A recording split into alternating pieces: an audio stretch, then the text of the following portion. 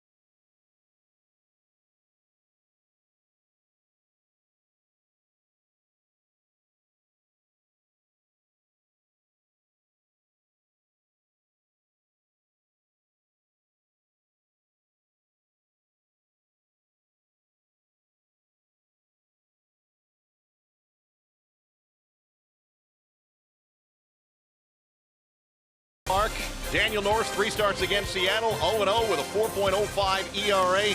James Paxton, 3 starts against Detroit, 1-1 with a 3.86. So it almost always comes down to pitching. Tigers have scored 32 runs in winning their last 2. They're working on a 3-game winning streak as they get set to take on the Mariners in Game 2 tonight. And we had 3 home runs hit in last night's game, so there are curly fries for everybody. If it happens for the Tigers tonight, you're invited to bring in a copy of the box score to when you're participating Arby's location tomorrow and receive said small order of curly fries. Tigers baseball on Fox Sports Detroit is brought to you by Comerica Bank, a part of Detroit and the community since 1849. And by Ram Trucks, Guts, Glory, Ram.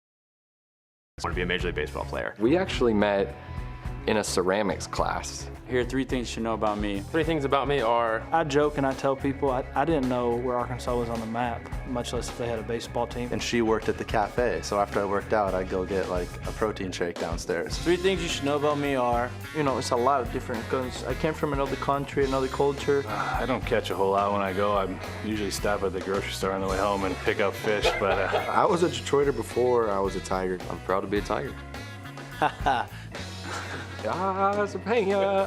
I'll say I'll start with the married one. That'll probably be better. Right. Let's see. Should you start doing that? Oh, no. Special night here at the ballpark tonight. We'll get to know our Tigers as the night progresses. Daniel Norris is on the hill, and he is presented by Family Heating, Cooling, and Electrical. Daniel 1-2 so far on the season, but feels like he's thrown the ball well. 1-1 record, ERA of 3.71. Too many walks, 9 walks against 10 Ks. Looking to have a strong performance here tonight and get some runs scored for him.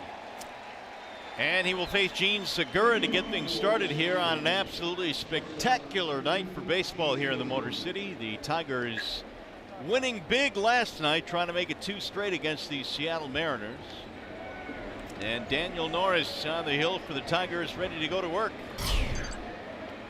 Gene Segura leads it off. 3 out of 6 last night with a homer. First pitch of the ball game, a strike call to Segura. Been a lot said about the Tigers' inability to throw strikes. It's important for Daniel Norris to come out tonight and establish the strike zone. You'll back him out of there. 1 ball and 1 strike. You can't just lay him in there, though. You got to use all of your pitches. You can't just throw the fastball down the middle. Establish all your pitches early in the game, then work from there. Tigers got off to such a big lead last night. It was kind of troublesome to see all the base on balls, but hopefully that'll change beginning tonight. 1-2 on Segura. Talked a little bit in the open about it is somewhat of a mentality. It can become that, and you hope it doesn't. But you can change it if you choose to. I always say it's not easy. Stay determined, and it will turn around. Rolled foul. Segura off to a good start. He did spend a little bit of time on the DL with a bad hamstring, but he's hitting .342. Heredia waiting on deck. The Seattle Mariners are without Seager, their third baseman. They lost Haniger in the ball game last night to an oblique injury. So like the Tigers, shorthanded. Lifted back out of play. Nobody feels sorry for you though with injuries, do they, Kurt? No, everybody has them. You have to just grind your way through it. Scott Service, the manager, they've got several new faces in the locker room today. You just have to use your depth throughout the organization. Hope you've got what you need down there. Another foul back out of play. 1-2 the count stays on Segura. Segura, a very tough out. Continues to foul the 2 strike pitches off. Still 1-2.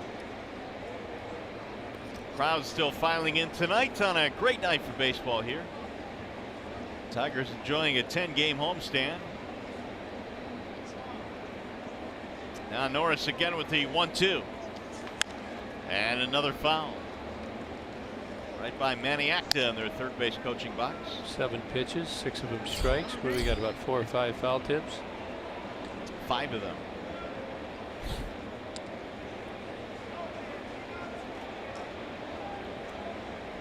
Norris trying to bounce back after his last start against the Rays.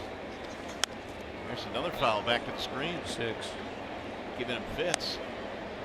You know, getting back to the pick the stick, maybe we should add foul balls on 2 strike counts. Ooh, that's a good Staying one. alive. I mean, you at least get a half a point. But our stats man would spend all night trying to figure out the points. Well, I can keep track of mine. You can trust me. Oh, yeah. I know I can. Here's the 1-2. Finally put it in play as he skies it to shallow right field. That's going to be playable there for Matuk. Here is the rest of the lineup for the M's, presented by the Metro Detroit Chevy dealers. You saw Segura. He's followed by Heredia and Cano. Nelson Cruz had a big night last night, DHing. Then Mater, Valencia. Gamble, Zanino, and Dyson rounded out for Scott Service. 1 away after a lengthy battle, and now Guillermo Heredia will stand in. Lays down a bunt, but foul. Laid one down yesterday, the M's did. Nick Castellanos, who was playing back, so you're going to keep the Tigers honest. They're going to take that bunt if you give them a chance to think they can beat it out. Field looks marvelous tonight, doesn't it? Look at that, nicely groomed. They leave the base pass light. You see the lighter area, that's drier, so you can tuck and glide when you're digging for that base hit. You see infield. Won it again. Norris comes off to make the play. His throw not in time. They called him safe. Well, they'll be looking at that one. And Brad says, hold on, I want to check it out. New rules now say you've got 30 seconds to decide whether or not you want to challenge this. What do you think? Ooh, got him. Got him is right. Look at, he's on the inside of the line right there. That one didn't look like it, did it? It's funny how just one different angle can maybe change your opinion. No, I think he's got him. No guarantees, though. It's just helps you realize just how. Oh, he got him. No They're challenge. Not going to challenge it, huh? Nope. Don't want to use it on that one. Yeah, and I think when you have plays that are that close, it's oftentimes very difficult to overturn them. Yeah, justify it because you know you're going to lose your. So back-to-back bunts. Don't see that very often, do you? Smart play. Here is Robinson Cano. 1 for 4 with an RBI in the ball game last night.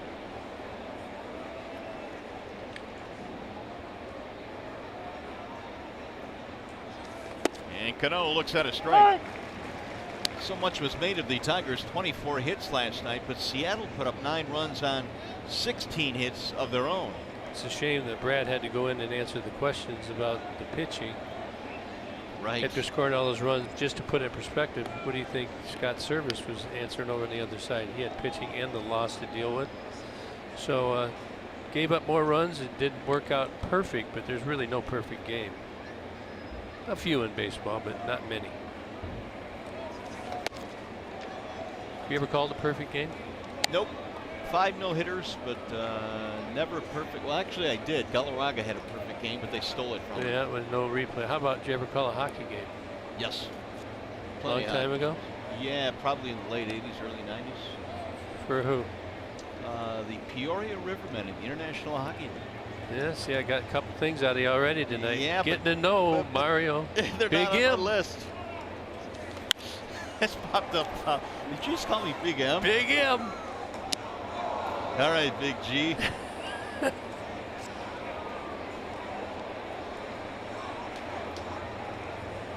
One ball and 2 strikes on Cano. It's going to be one of those nights, apparently. Nah. Come on, you got to be in a good mood. Oh, well, after last night, how can you not be in a good mood? Tigers are playing good. Beautiful night. Crowds rolling in. How about this weather in April? Pretty good. They haven't really had any cold, chilly, windy, sleety, rainy, snowy days, so we're on to the good times. Another throwback to first base. I wouldn't put my flowers in yet, though. No, I'd wait. I'd hold off on that. Unless you want to drape them at night. Got to cover. Might as well just wait.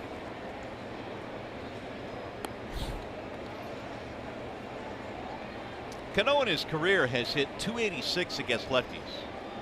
He's an outstanding hitter. Lefties don't bother him that much. Yeah, well over 300 right-handers, though. So it is an advantage if you could say you're going to have one. Slugging is less. There you have it. 386 to 316. You can never really look at the home runs because they see less lefties, way less at bats. But 286 isn't too shabby against left on left. Not at all. Right now, he kind of goes up the middle the other way with 2 strikes, but he still has that hole between Kinsler and Hicks to take it through should he decide to get a ball inside. Daniel missing outside. 2-2 now on Cano. 16 pitches, 13 strikes. Segura set the tone here tonight by putting together a lengthy at bat against Norris. Is it 9 pitches? Yes.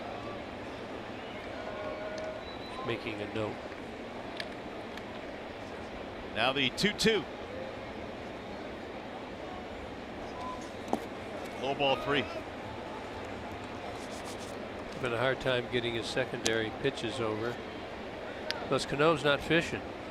The fish aren't biting, are they? Not yet. Norris in his last start taking the loss in Tampa, and that was his first loss in 17 road starts in his career. And he went 4 2/3, allowing 4 earned runs. 101 pitches. That's quite a few in 4 2/3. The other streak that came to an end was 21 consecutive starts, allowing 3 earned runs or fewer.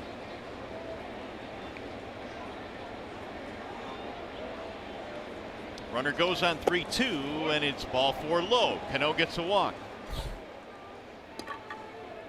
2 on, 1 out. Field conditions are presented by Ace Hardware and the Scotts Company. 76 degrees, sunny at game time, and 3 things to know about Comerica Park. Go ahead. It's a gorgeous place. It's down 37 feet from the road. Ooh, that's a good one. Really good. We learned that today with the tour from Christopher Illich. That's right. We need one more. The flagpole is from Tiger Stadium. Nice. Well, you came to play tonight. I come to play every night. I was going to go with the New Amsterdam Bar as a cool place, but yours was better. Here's Cruz. Ball 1, and so the struggles continue here for Norris. Nibbling now. You get a guy on base, unable to throw a strike. Couldn't throw his slider and curveball over, or the fastball. And Cruz has had his way with the Tigers in his career. Has been hurt us more than we like. Get the double play ball. Swing and a miss. There he got something off speed over. Cruz is looking. That's the slider, curveball. Ball disappeared.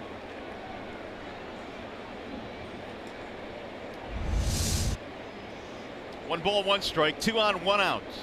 1 single and a walk here for Seattle. Cruz takes low. Good block there at home plate by McCann. Speaking of looking for the double play, Daniel Norris, 42.9% ground ball percentage. League average 43.7. So he's right around average. Cruz had a big night last night for them. 3 RBIs, 3 hits, including a homer.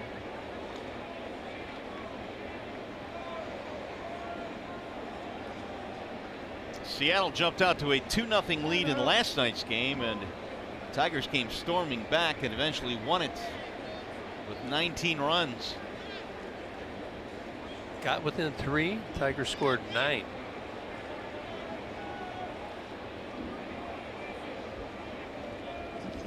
Cruz shoots one right by the diving shortstop Machado. He's able to knock it down, and that's going to hold the runner at third base. That's good play right there. That was a bullet. Almost had it. Almost was a double play. Nelson Cruz continues to hit rockets. Ball kind of came up. Machado gloves it down, stops the runner at third. Heredia. That's good effort. Makes that third base coach shut him down. So they're loaded up with only 1 out. Oh, you know my philosophy on this, right? What is your philosophy on this? Get the ground You're ball. a pitcher. Well, you want the ground ball, but don't like try and grind yourself into more trouble. I just take your outs, get out of here with 1 or whatever, minimal damage. When you try and make a play, like you get a ball right now, don't rush it. Just get your out. You try and rush it, bad things can happen. Early in the game, 9 innings to go. We have all of our offensive outs left. Tight zone. That ball was right on the corner, wasn't it?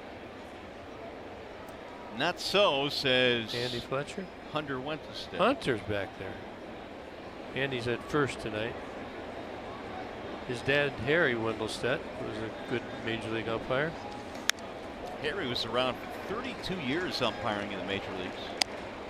National League umpire. Never forget when he kicked Jay Howell, our closer, out of the playoffs for Pine Tar. And Tommy sort of said, "Oh, Harry." I'm sure that wasn't all he said. Well, that's how he started. 1 and 2. Oh, He went. Strike 3. There you go. Get ahead, get a little life. Motter is out of there. 2 gone. Ball had some life and some giddy up. Maybe looking for the off-speed pitch. Ball sailed up and away. Could not stop. Check it. That was a yell from the bullpen, or from the dugout.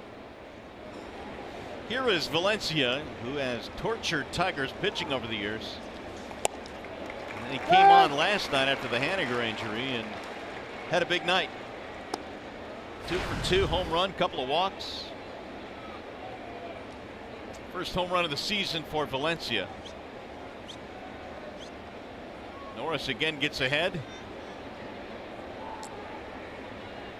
Here's the 0-1. Slice foul now, 0-2. Let's take a look at the Tigers defense. Jay up and left, Romine in center, Matuk in right, Castellanos and John Hicks on the corners, Machado and Kinsler up the middle, James McCann snatching tonight. That's the catcher. Daniel Norris on the mound. Notice they've been throwing Valencia all inside, so I think they feel like they can jam him if they get it in. Line drive caught by the second baseman Kinsler, and the M's will leave him loaded. No damage.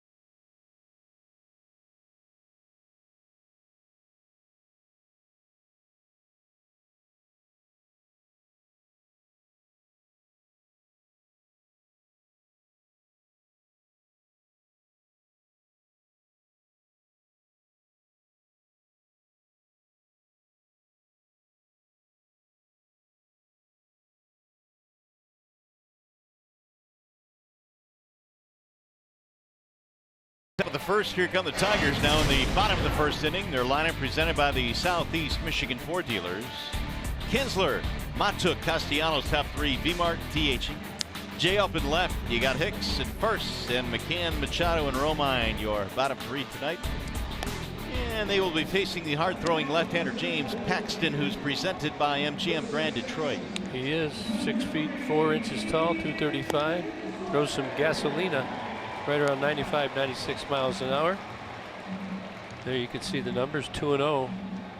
He had not given a run up. And let's take a look at the Mariners starting defense from left to right. Heredia, Dyson, and Gamble in the outfield. Mater, Segura, Cano, and Valencia on the infield. Mike Zunino is receiving from James Paxton. Well, Ian Kinsler will get it started for the Tigers. Daniel Norris dodging a bullet there. He threw 29 pitches but did not give up a run. That's a leveraged inning right there. Bouncer to the shortstop, running scoop there by Segura. One gone.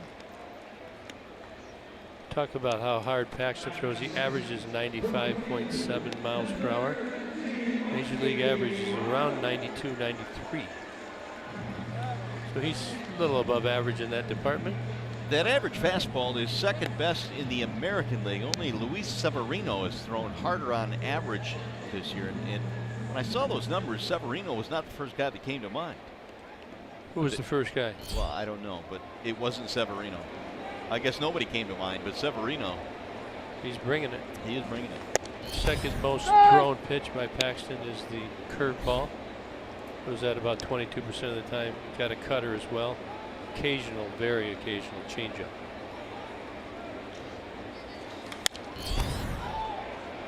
Oh, 0-2 on Mikey Matuk. Out of Lafayette, Louisiana. Mikey, 27 years old. Is that down there in the bayou? It is. Been to Lafayette? I have. I did a basketball game there a couple You got years. a dish crawfish etouffee. Etouffee, yeah. Mikey caught looking. So Paxton's first strikeout. That'll bring up Nick Castellanos. The particulars on Nicholas. Davie, Florida, near Fort Lauderdale. Had his whole family here last night. Grandma and Grandpa, his mom was here, his young son. Awesome. We should have, if I was thinking, I would have got 3 things from them. Yeah, exactly. The game was over, 4 hours long, and I had to shut it down. You couldn't dig deep and try to add a few more minutes? This is my guy, by the way. Nicholas? Funny, when we were doing that pick to stick, I was saying, I'm not going to get into that. I don't care. But I do. Here's the 1-0. Fouled away. 1 ball, 1 strike on Nick Castellanos. 96 miles an hour on the heater.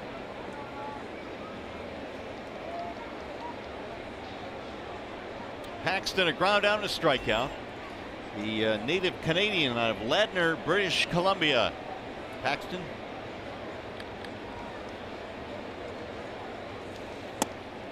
On the outer edge. Little backdoor action there. Curveball. Apparently they grow him big in Ladner. 6'4", 220. Paxton.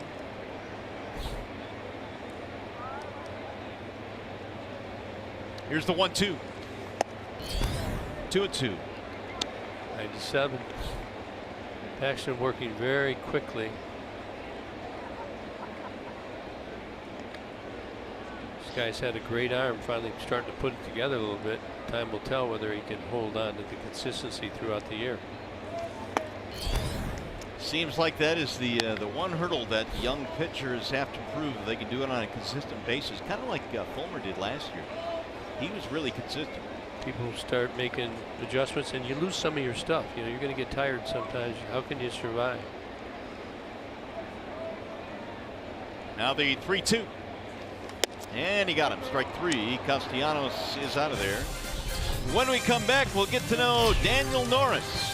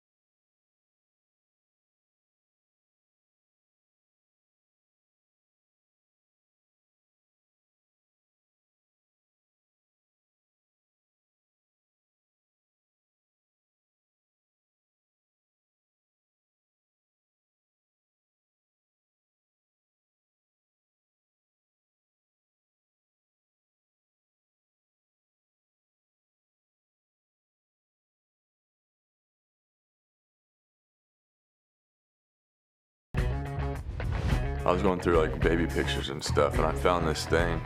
I actually put it on Twitter. It was like a thing that we did at church one day, and it was just a picture of me standing there. I was 2 years old, looking all goofy with a bowl cut, and it was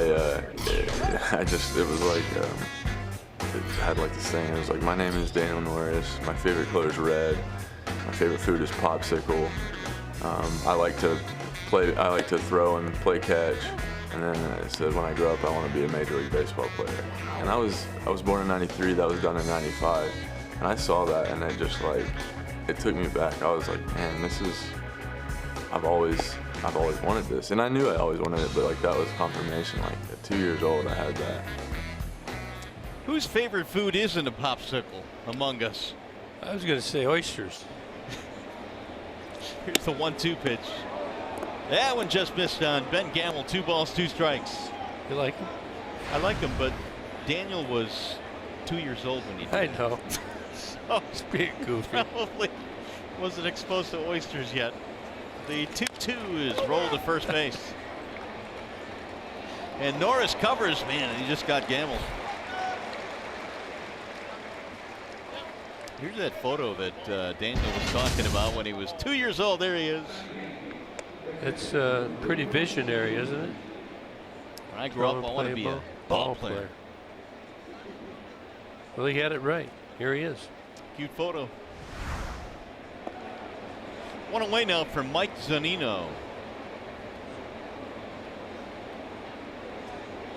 0 for 2 last night. Couple of walks for the catcher. He'll rip one right by Castellanos down the left field line. Upton gets to it. Zunino will hold with a single. And already the 3rd hit of the game now for Seattle. That'll bring up Gerard Dyson. Zunino, I tell you, he's doesn't have a big career average, but he always seems to hit the Tigers. I agree. Dyson, the former Royal, is hitting .229. Tigers did a good job of getting him to hit the ball in the air last night. You do not want him to hit it on the ground. He can fly. One of the fastest guys in the league. A game-changing speed, and he was a big part of those really good Royals teams over the last 5 years or so. A wave and a miss. Tigers are way in at the corners. Nick right here. He's trying to say you're not going to bunt. Now he'll move in. He will move in on the throw of the pitch.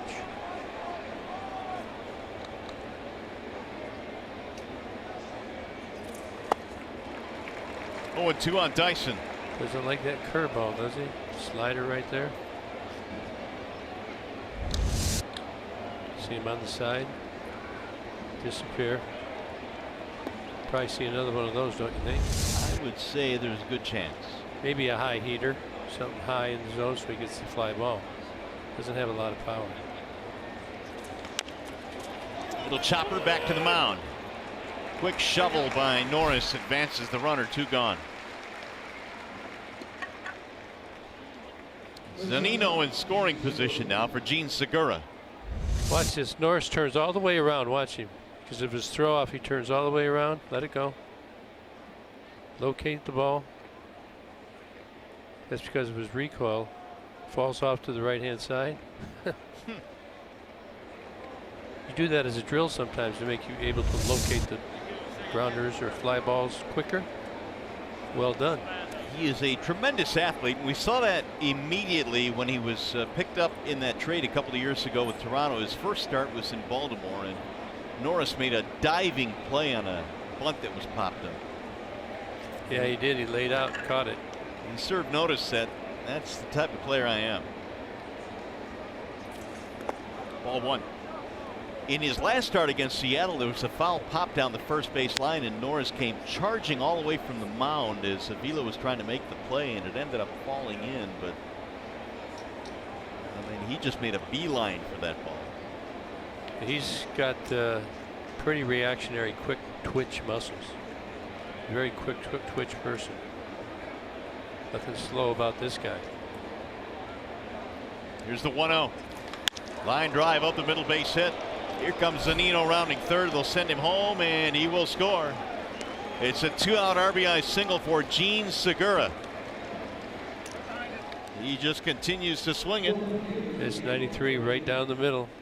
Didn't get it where he wanted. Segura's a good hitter. It's just center cut. Centered it. Zunino comes in easily here. Chugging on home. Tigers trail 1-0 here in the top of the second. Here is Guillermo Heredia. Segura a threat to steal as well. He has been injured, so maybe didn't look like he was going to steal yesterday. You want to be smart when you come off the deal. Did he have something? Was it a hamstring or something? Yeah. So that probably further indicates that he's not likely to run. But some night he's going to jump ship. He's going to go. Heredia laid down a bunt single his first time up.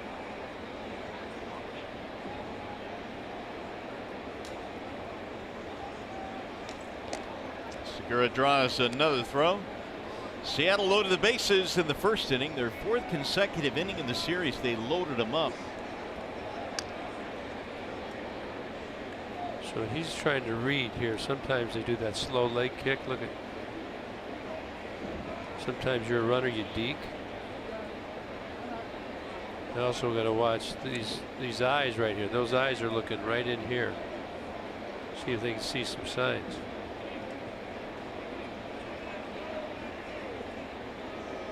See, Daniel doesn't have a step-off move, so you can see Segura not too threatened by that aspect. Now, if a pitcher or lefty has a good step-off move, you stay much closer, you'd be down. Clayton Kershaw, he's developed a very good one from the Dodgers. He didn't have one. We used to take advantage of it, and I told Paul Goldschmidt one game, get way off there. He's got to have a step-off move. Boy, he worked on it all winter. He got it. That's all it took. There's the ball high. As a base runner here, what are you focused on first? What are you taught to focus on, especially with a left-hander on the mound? Well, you got to figure out what he's doing. Like if we can look at the pitcher, sometimes you look at his foot, his back foot, that toe, this toe right here. The easy ones are that toe will lift if he's going to throw home. If it stays down, I don't know if Daniel does it. When he goes home, it stays down. That's the first thing that I was taught to look for. You know, secondly, do they do anything different? You've tried to do your research before. So this toe here would be the one that would come up on many left-handers. Watch, it's going to go down. So you watch that, and then you just compare what's going on when he throws over, what's going on when he throws home.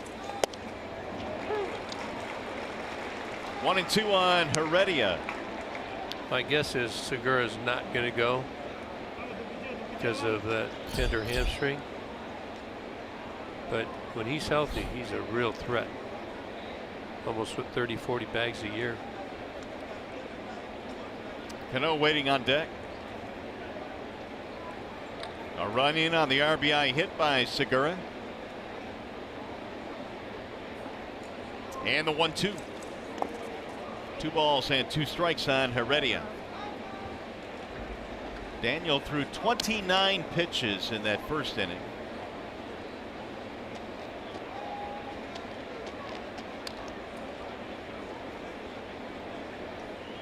Yeah, Daniel, he throws a lot of his pitches real hard. He's got the hard fastball, hard slider.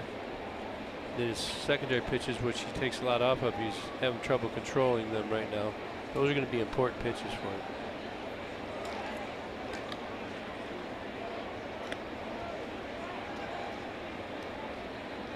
Seattle already with 4 hits in the game tonight.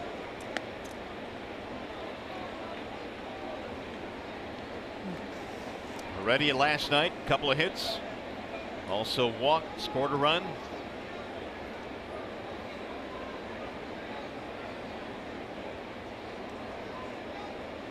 Now the 2-2.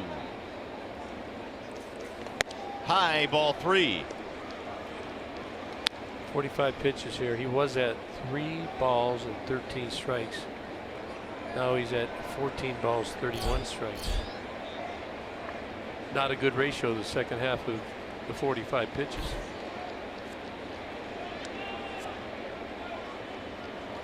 And Cano, and then it would be Cruz, so the middle of the lineup lurking. Runner will go on 3-2. And it's sent in the air deep into left field. Up and is going back to the track, to the wall, and gone. It is a 2-run homer for Guillermo Heredia, and Seattle leads 3-0. Hanger hung that one over the middle as well. Gonna have to pay his dues, it looks like. Seattle, I think it's capable of hitting out. There you see it's just kind of a spinner. That's a slider. Didn't do much. 85 miles an hour. Gonna try and get that straightened out. Well, most pitching coaches talk about fastball command. That's where it all starts. Now Cano looks at a strike. All 3 runs scoring with 2 outs. The second home run of the year for Guillermo Heredia. 3-0 Seattle.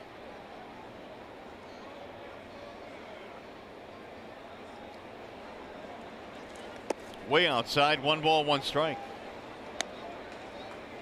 Cano had a walk in the first inning.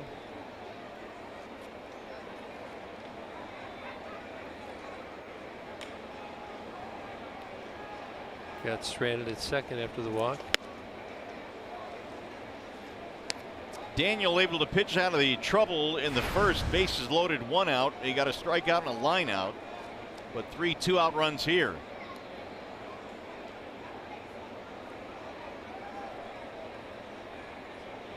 The 2-1. Now 3-1. And look at it, he's just all over. He's here, he's here, he's here. I'd like to see him like a grouping. You know, that's easier to fix, but Daniel's all over. He's really, it tells me he's really thinking out there. Overthinking probably a little bit too much. And Cano looks at a strike. 3-2. Looks like he's trying to keep it away.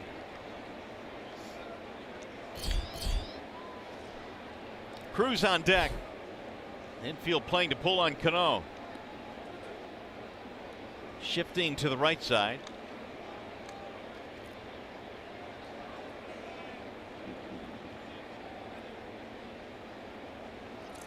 Swing and a miss. He struck him out to end the inning. 3 runs in for Seattle. When we come back, we'll get to know Victor Martinez.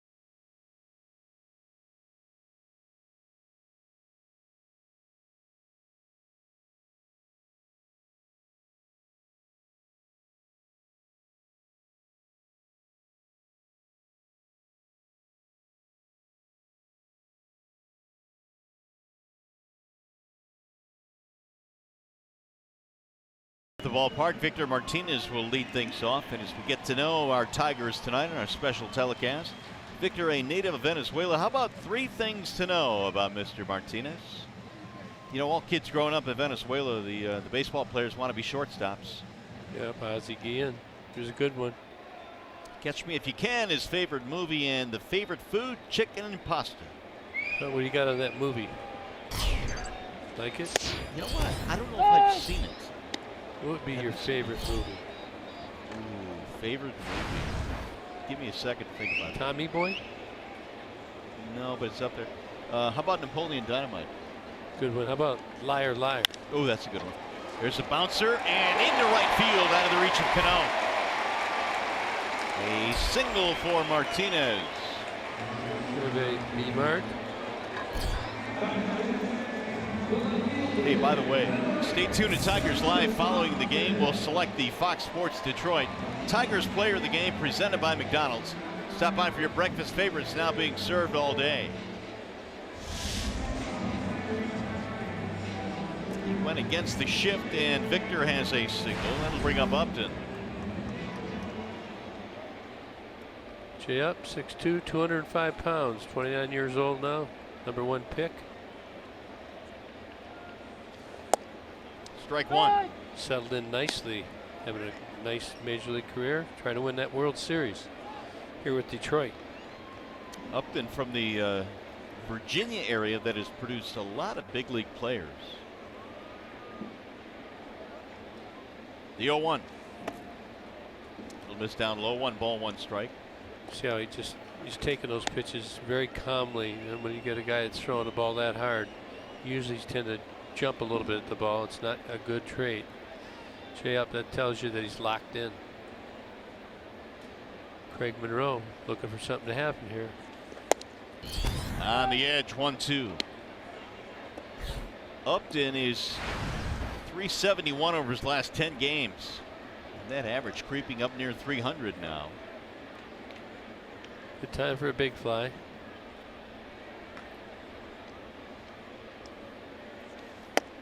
Got him. Upton didn't like it. That'll be the 3rd strikeout for Paxton.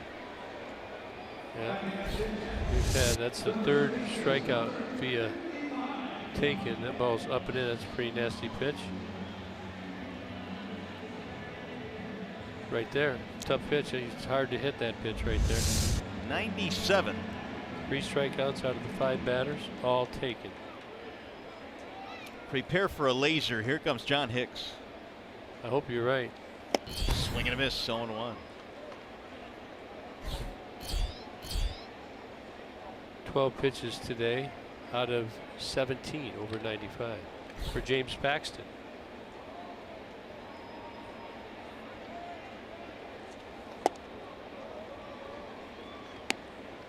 Hicks, 6 for 11 as a Tiger.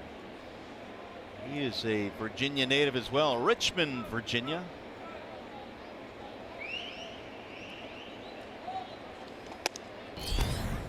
Two and 1.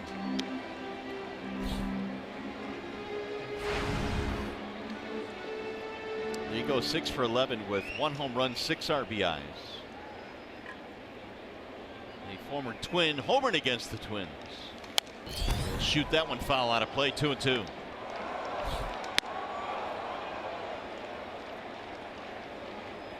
Hicks playing first base in the absence of Miguel Cabrera. On the disabled list currently. Aviles played some first.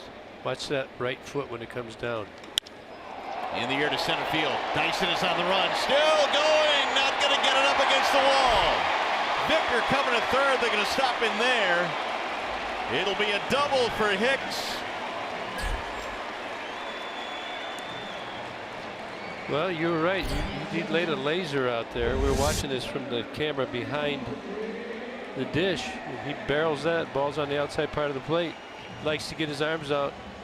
Victor's running as hard as he can run right now. Good play by Dyson, getting the ball in quickly. I watched Victor. He did not slow down at all. He went all the way. Dyson took his time, made a good relay throw, and Dave Clark had to stop V-Mark. And Hicks is now 7 for 12 as a Tiger. Now James McCann tying run coming to the plate. James born in Santa Barbara, California. Ball 1. Hit that a long way, did Hicks. Would have been out of many ballparks. No doubt.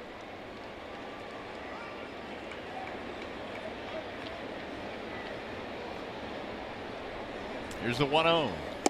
And low again. 2 balls and no strikes. Paxton operating against the bottom of the Tigers lineup now. Single by Victor, double by Hicks.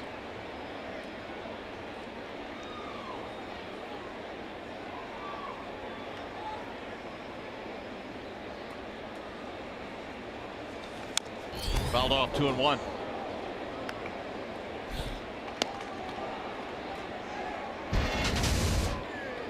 Well, there you can see James McCann at the Joe Louis Arena. Is that the final game? Taking a time shot right there. You ever take one there? I have not, no. Swing and a miss. 2 balls and 2 strikes. And we will hear how they met a little bit later on as we get to know our Tigers tonight. James and Jessica McCann. Both well spoken.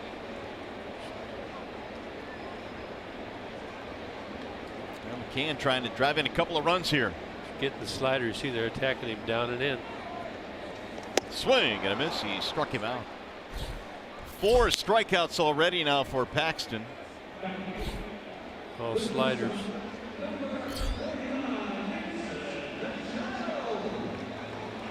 Three of the 4 looking.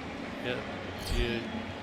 I know there's some out there getting frustrated why didn't V-Mart score, but I'm telling you, that's just he can rake.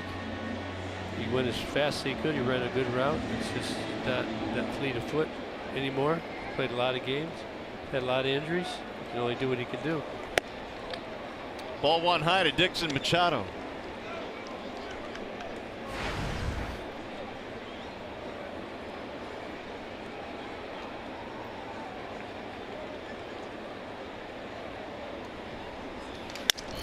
Slow roller toward the shortstop. Segura will throw him out. Paxton pitching out of the jam. Broke his bat. Into Kitchen.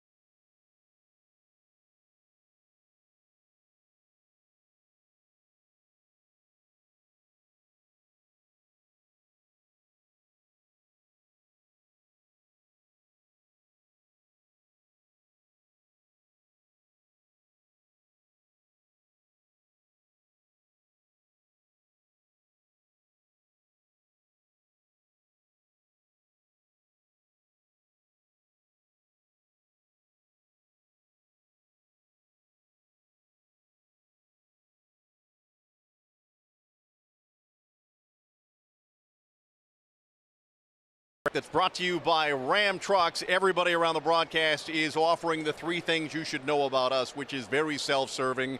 And I will tell you mine. I was the first voice on Fox Sports Detroit back in 1997, the Red Wings preseason game.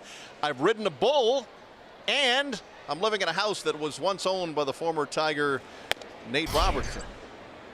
Go ahead. There's a lot of offshoots we could go there. Oh, we got a ball game. There's so many avenues we can go down. First of all, what kind of bull was this? Was this mechanical or real? It was real. It was an older bull, I'll tell you that. Was it begging for mercy? Did it have horns? Did it have horns? I told everybody on the pregame show it was the Pro Bull Riders Tour was coming through Denver, where I was working in television at the time, and they had a media day, and so they had bulls that were named Dynamo and Tornado and Hurricane. My bull was named Spot. Spot. I stayed on for 4 breathtaking seconds before Spot got rid of me. So that's what happened to you. It did. So how did it feel when you got bucked off? Huh? Not good. All right, Keats. Thanks, buddy. Did you ever ride a bull? Yeah, I'm not. No. Not even the mechanical one. I don't think so. No. One of the things, maybe I should put it on my bucket list. We could do that for charity, you and I. Again, I will just simply write a check for your charity. How can you not want to do that? No, it actually sounds kind of intriguing. 2-1 pitch is swung on and missed by Cruz. How about jumping out of an airplane? I would never do that for any amount of money. Are you serious? I would never That'd ever be do a that. rush. That'd be fun. Oh, sure. Go ahead. Well, I need a partner. Let's go. Nope. Here's the 2-2. It's a Got strike him. call. That was a good recovery. Started that at bat, down 2 balls and no strikes. Battles back and gets Nelson Cruz, who's been on fire. Gets him looking. Obviously, he was looking for another pitch there. That ball's down the middle, and he gets away with it. 1 down. Third strikeout for Mr. Norris, and that'll bring up Taylor Motter. Ball 1. Told you went to Coastal Carolina last night. They won the national championship in baseball last year. So Coastal Carolina is Taylor's alma mater. The 1-0 pitch is a strike on the outer edge.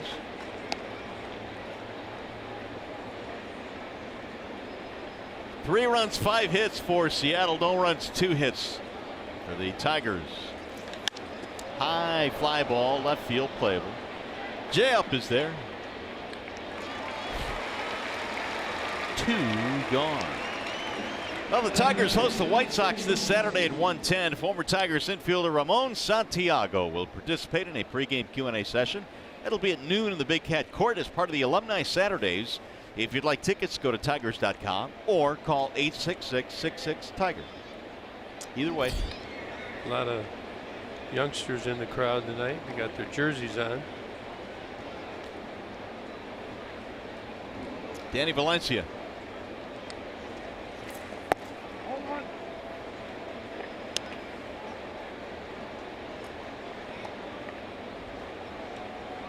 Valencia hit the ball hard, lined out his first time up with the bases loaded. That's when Norris pitched out of the bases loaded jam. He's gone 2-0 on Valencia.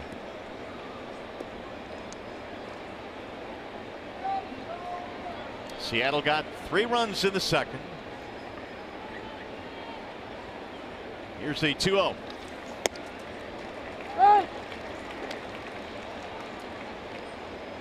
Valencia well traveled. A lot of different ball clubs in his career. Began his career with Minnesota. Nearly won the Rookie of the Year award. Finished 3rd. Outside 3-1. Still hit with some pretty good power last year. 17 homers with Oakland. He's been with Boston, Baltimore, KC, Toronto, Oakland, now with Seattle. Strike call. Valencia thought he had a walk. Way better against lefties. 311 lifetime. 243 righty. It's pitch right there on the outside corner.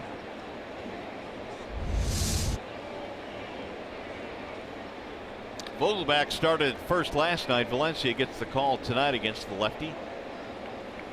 Here's the 3-2. You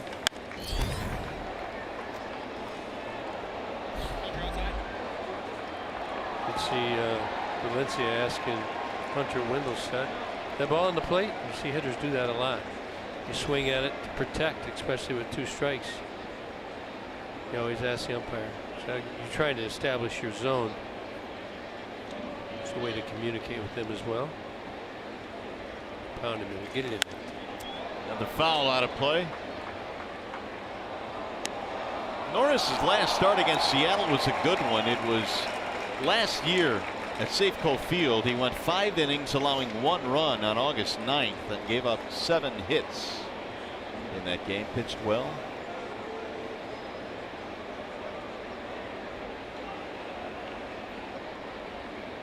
Again, the 3-2. Ground ball, shortstop side. Machado does the splits and throws it in the dirt, and he pulled him off the bag.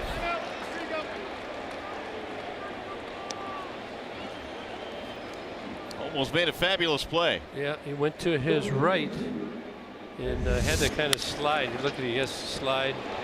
Doesn't really get his feet underneath him. Can't get on top. The ball sailed on him. Pulled Mr. Hicks off the bag. See that ball? He slipped right out and threw a two-seamer over there. Hicks did the right thing by getting off the bag and making sure it didn't get by him. Here's Ben Gamel. Oh, Runner boy, goes at a first huge move. jump. No throw at all. So Valencia wasted little time. He's in scoring position. Got a big lead. Look at he jumped him quick. As soon as he left his first move. No throw.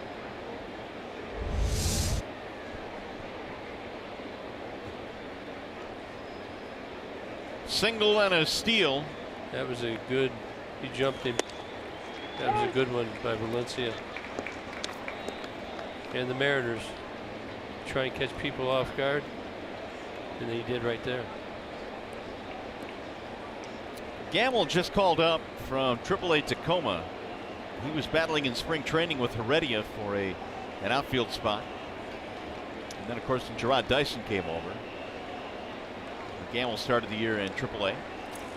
Swing and a miss. He went chasing there, and Daniel Norris strikes him out. When we come back, we'll learn more about Andrew Romine's walk-up song.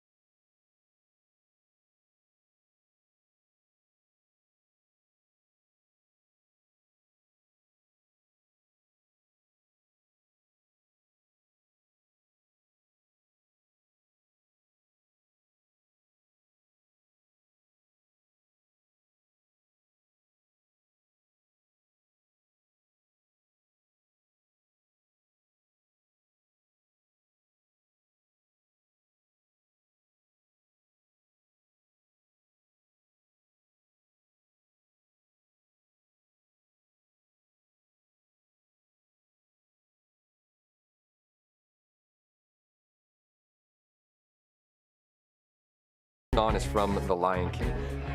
And if you've ever seen The Lion King, the part where he holds the baby lion up and they're singing, you know, and that song comes on and I'm dying laughing, the catcher's laughing, the umpire's laughing, even the pitcher's kind of like, what is happening right now? And I went 4 for 4. Whoa, so man. Yeah, 4 for 4. I'm keeping that song even if it's the dumbest song in the world. So I kept that song throughout the entire minor leagues. So Andrew Romine's minor league walk-up song turned out to be the Bernstein advantage because he kept it throughout his entire minor league career. Not likely to go over very well here in the big leagues. I'm surprised he didn't carry it over. Well, maybe if you struggle a little bit, you bring it out occasionally. Sure. Seems to have a positive effect on the outcome of his ABs. Romine leading it off against Paxton. Little chopper to first base. That'll be fielded there by Valencia. And here you go. One gone. And let's check in now with Kristen Keith, who's visiting with Daniel Norris' parents. Hey Mario, this is David and this is Sandra, Daniel Norris' parents. Guys, I gotta ask David first, what is your first baseball memory of Daniel? Gosh, playing t-ball at our boys club and making a triple play. That's pretty good. That's it, yeah, that was awesome. Who does he take after most? Which one of you? Gosh, That's A little tough. both, Yeah, everything. yeah. You know, he's pretty laid back, and we just kind of enjoy life. You know, everything's great. Just so blessed to be where he's at, and we're just thankful and just grateful. Our kids are all pursuing their dreams and having a great time. Now, we have a picture, a family photo of you guys, and there's a hashtag on it from Daniel that says, "Chase the Lion." What does that mean exactly? Yeah, we're not quite sure. Maybe just keep striving to get better. You're always working to get better and better. Daniel's got such a good positive mentality. I know you guys aren't on social media the way he is, but you know, what do you think something unique about Daniel that maybe our viewers might not know? Gosh, you know, he's pretty independent. He loves friends, but you know, this kid loves his time alone. He just seeks adventure and just loves to get out and just explore. And you know, I always say, you know, just where you going, what are you doing? He said, don't worry about it, it's all good. I'm having a great time. He's at his own pace. Yeah. Yeah. It's no, you know, the time schedule is very flexible. You know, when I'm there, I'm there. So yeah, he's not a, you know, really highly, you know, just high-strung kid. He just loves living life. He's not high maintenance at all. Yeah. Easy going. Very enjoyable to watch him, and thanks for taking the time out to talk to us tonight. Mario? Go Tigers. All right, Krista, thank you. He seeks adventure. That's the way his dad described him, and I think that's the perfect way to describe it. Yeah, he's talked about taking hikes and solo hikes and stuff. And he is independent. He does a lot of thinking and tries to sort things out to be very successful. And he really believes in helping others. Mikey Matuk batting here with 2 outs in the third. 3-0 Seattle. This is our Get to Know the Tigers telecast tonight as we get to know them a little bit more personally more than just baseball players. Everyone's got a story, that's for sure. Daniel's is a very interesting one based on his personality and that sense of adventure that he has.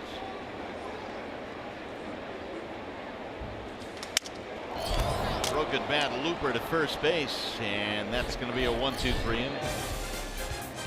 Daniel Norris, there's the van. It's on its way. Shaggy.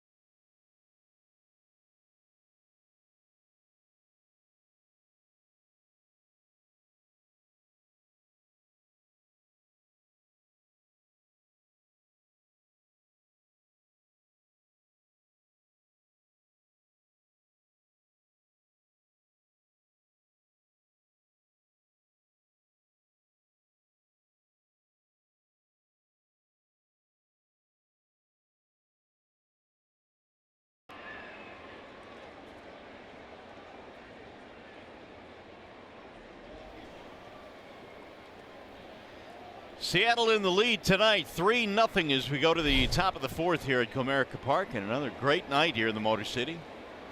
And Daniel Norris goes back to the mound. Mike Zunino leads it off and skies one in the air to center field. Long run, Roman! Wow! It looked like he had a beat-eyed ball all the way, just threw the glove out. And this ball really took off. Flags blown out a little bit, went up, looked like a routine fly ball. See Andrew get going, he's just going, he turns it on a little bit, and then he's an infielder, he's got good hands. Middle infielders, Mr. Trammell says, are the best athletes on the field, and look at this, is not an easy catch. He doesn't play out there that much.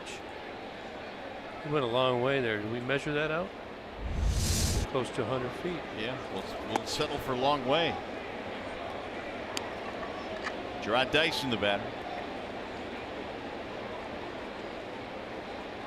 Romine, a talented performer, can play anywhere on the field, and we keep saying that not only does he play anywhere, but he plays those positions very well, and that was a great example. And he was comfortable. You could tell that that ball took off on him, and he was like, he had an oh boy moment. He just kept going, and with the good hands, got a hold of it.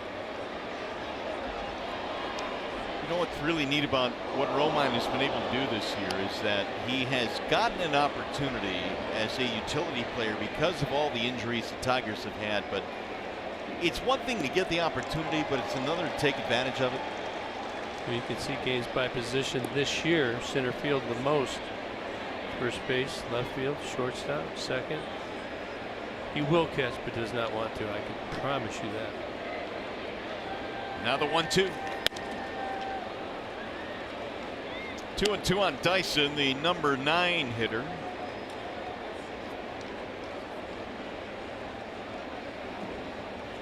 One 1-3 bounce out his first time up. Did he go? Did not.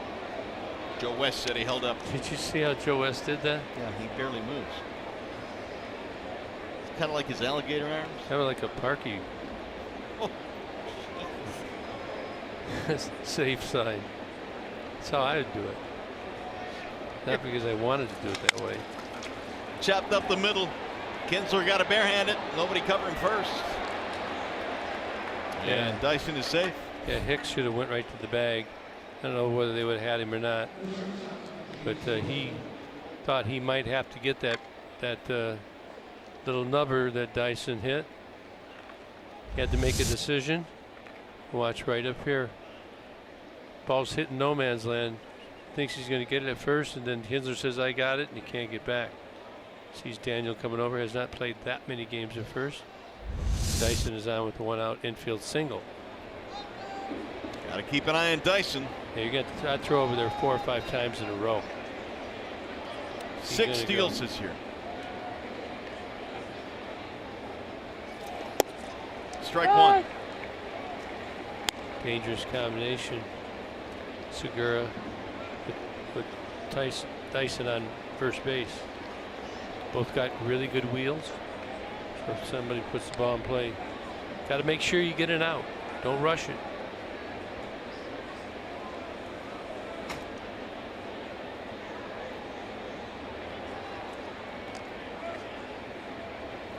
Dyson, big time base stealer with the Royals in his 7 seasons there. 30 or more stolen bases, 4 of the last 5 years for Jarrod Dyson. I think he's about 88% success rate too. Keep throwing over there. 182 steals and 213 attempts, 85%. Dyson, if he goes, will have to earn it with a lefty on the mound and McCannon behind the plate. Just keep throwing over there. I know people don't like to see it, but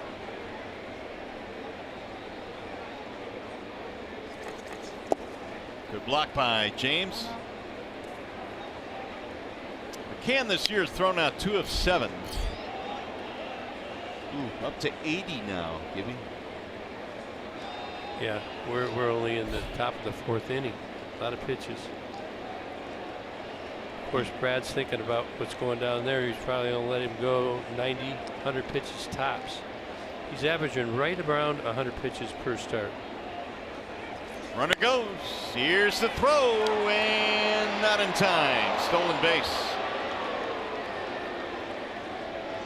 McCann did all he could. And I had from the time Norris moved to the time the ball got to the glove at second is 3.26 seconds. So with Dyson, it's going to have to be just a little quicker than that, obviously. He can move. Good tag. Can't get him though. Dykes did a good job of hanging on to the bag. Watch him at third base. He will go, especially with one out.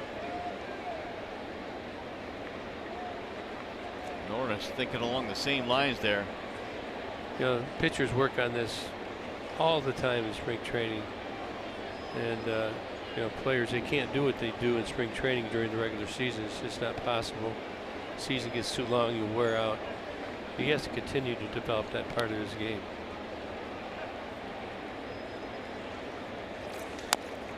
Segura fouls it off, 2-2.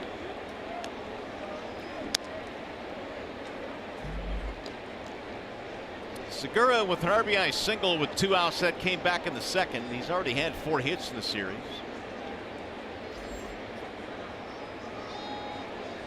And already 5 multi-hit games in the early part of the season. Acquired him in a trade for Taijuan Walker. You watch Dyson, he took a step back and Norris went home. Sometimes you do that to set the guy up, set the pitcher up. He'll look back, see he takes back, because that's what a pitcher's taught to do. Because when they see you step back, they generally go home. So what he's trying to do is to get Norris to just take a look, one look, and then go home. And he's trying to time that up, take third base.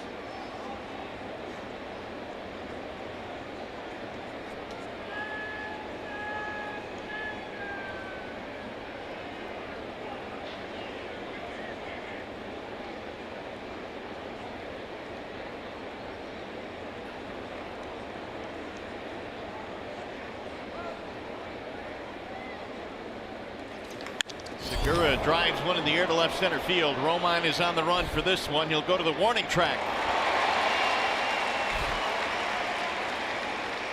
2 gone.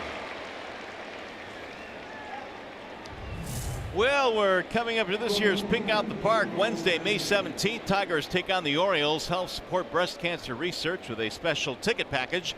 It includes a commemorative t-shirt, game ticket, and donation to the Karmanos Cancer Institute. Packages are going fast, so don't wait to purchase yours. Tigers.com/pinkout. Perfect night to spend at a ballpark. And there is that one of your relatives? Why would he be my relative? Well, he's got a Gibson shirt on. You don't have to be a relative. No, I think he's he got is. much too much hair for being part of my family. Chirping me. Gotcha. I hardly wait to do your 3 things. Who says we're going to? Oh, I have authority. Oh, yeah, whatever. You try to hide stuff on me? You gonna hide anything else in my pockets tonight? I got tricks. Yeah, I know. Here's Heredia. And again, Seattle trying to score a 2-out run. Heredia hit a home run his last at bat. 2-run shot. So Daniel's going to have to be careful with him. Hung a slider last time.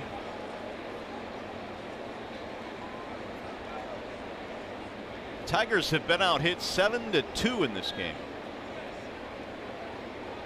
Here's the 1-0. Flared right field. That is slicing into the glove. Matuk to end the inning. When we come back, we'll get to know Nicholas Castellanos.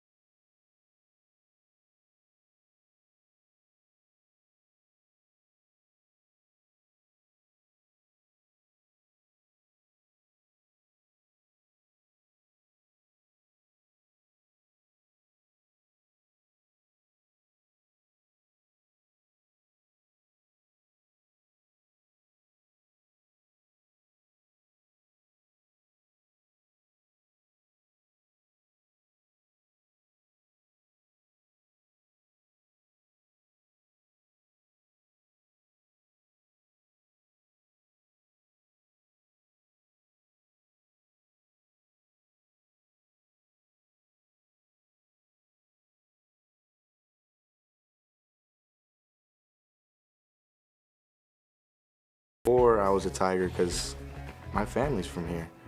You know, my grandfather's a retired Detroit firefighter. My mom was born and raised here. You know, my grandmother retired from Comerica Bank. So, you know, another grandmother that's a prosecutor. And yeah, I got more cousins than I can count and everything. So I've been to Detroit before I started wearing the D. Well, I guess you could say that it was destined that Nicklaus would become a Tiger. Well, he probably spent a bit of time here with all of his family here. I got to meet him last night. It's kind of like my mother was born and raised in East Lansing. It's amazing that I went to MSU. Huh? Yeah. We spent a lot of time there as a kid. Running the streets, checking out the museums and the football field. Foul away. 1 ball and 1 strike on Castellanos, who told the story today at the DEC luncheon about how he came up with number 9. He said, my son was born August 1st, so 8 plus 1 is 9. I think he had 30 when he came up, said he didn't really like it. I wore 30 one year. I wore it actually at state. It's, you know, number like 23 the best. How did you settle on 23? Is there any meaning behind it? It was presented to me as my number when I went to two-a-days when I was a freshman at Michigan State football. Worked out pretty good, so I just kind of always liked it. Pretty good 23s. Of course, it's retired here for Willie Horton. The 1-2. Fly ball, right field. It's fairly deep playable, though. Gamble. 1 gone. Well, speaking of Kirk Gibson and 3 things to know about Gibby. Yeah, well, I created the Kirk Gibson Foundation in 1996. Very active in that, and I would encourage you to go to KirkGibsonFoundation.org and see what that's about. Love recreationalists and outdoor enthusiasts. I think we got some good pictures of that, and collect vinyl records with my wife. And nice. I sometimes have to run the interference. We go to estate sales, right? Right. So there's always a line there. There's a lot of people after vinyls, and so I kind of have to be the second guy in line, the slow guy, so she can get down there and get the competitive edge. She's competitive like I am in the baseball field for records. Is that right? Oh my gosh. So how large is this vinyl collection? It's not huge, hundreds. We like old vinyls. It's not really the value. It's just the coolness of what we were raised with. Ramones, Queen, Neil Young, Rolling Stones, Alice Cooper, Van Morrison, James Gang, the Kinks. Nice. Some punk rock. And I'm a snowmobiler as well. So There you my go. old buddy Alan Trammell in the Keweenaw Peninsula. That's Marquette, Michigan right there. And I am a dog whisperer. That's Tank. Tank? Tank's a big boy. He's good in the field. He's going to get away. Martinez is going to be able to get the first base on the strikeout. How about that? Legging it out. Victor didn't even notice it until a second or two later and still beat it out. He's been huffing and puffing on the bases tonight. Yeah, he's going to be in the hot tub after the ice tub. See, Paxton's really been cruising along, only 2 hits to the Tigers so far. Victor gets on his horse pretty quick. Somebody's yelling, go, go, go. We'll take that. So you save any old records? You know, I have a few. I don't nearly have as many as you do, but I think it's neat. I don't save them for the monetary value. It's just the coolness of having them. But I've got some Boston stuff, some Frampton. We just picked up with Zombies. Is that right? And we watched them recently in concert, so it's kind of cool. Have you been to Jack White's new place? We have, yeah. Pretty cool, huh? Yeah, we've got some of his, and he's now pressing new vinyls. He's also into the bat, the War Stick. Upton, big swing, 1-1. Come on, Jay, up. Get a hold of one. I'm assuming they're going to rule that last play a strikeout pass ball. Hit him square in the glove, didn't it? Yeah, he might have got crossed up.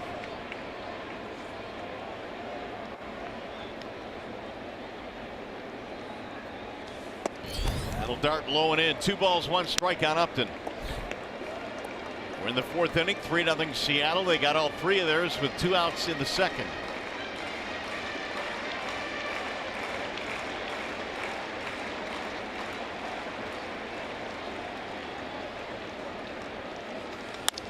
Bouncing ball, base hit. Singai single to right field. He just cued that thing out there. Yep, using the whole field right here. They're skewed around. He's playing them up the middle for the double play. Yep, goes the other way to the 4-hole, vacated. Tigers got something going here, first and second, with 1 out.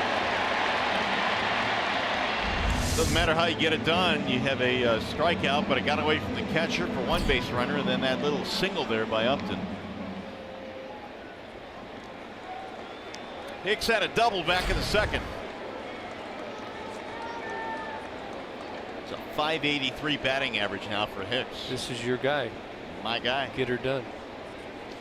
Swing and a miss.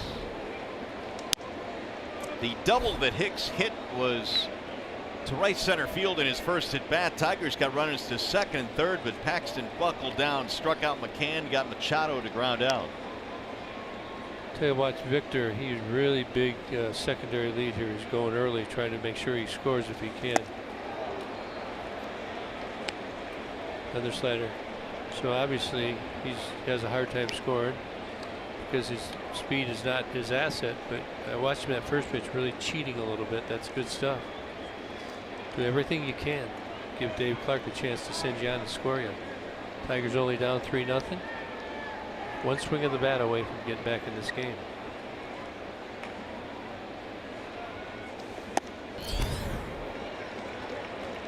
And right back in there. 1 and 2. The sequence there is to pound that fastball in, make you think about cheating. It's got to probably be a slider down and in. Hang it.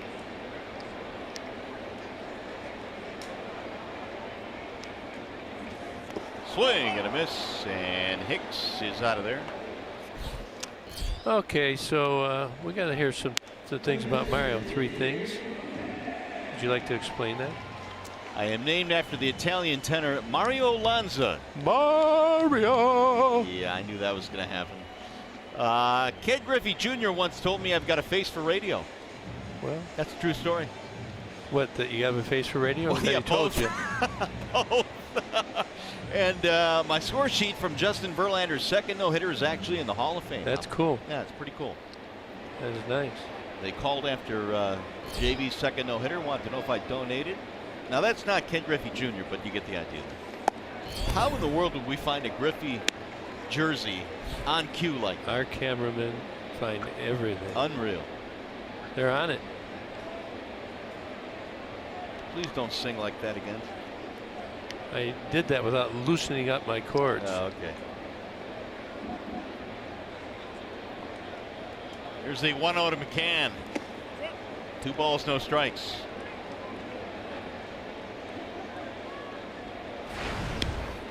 Six strikeouts for Paxton, and McCann was one of them back in the second.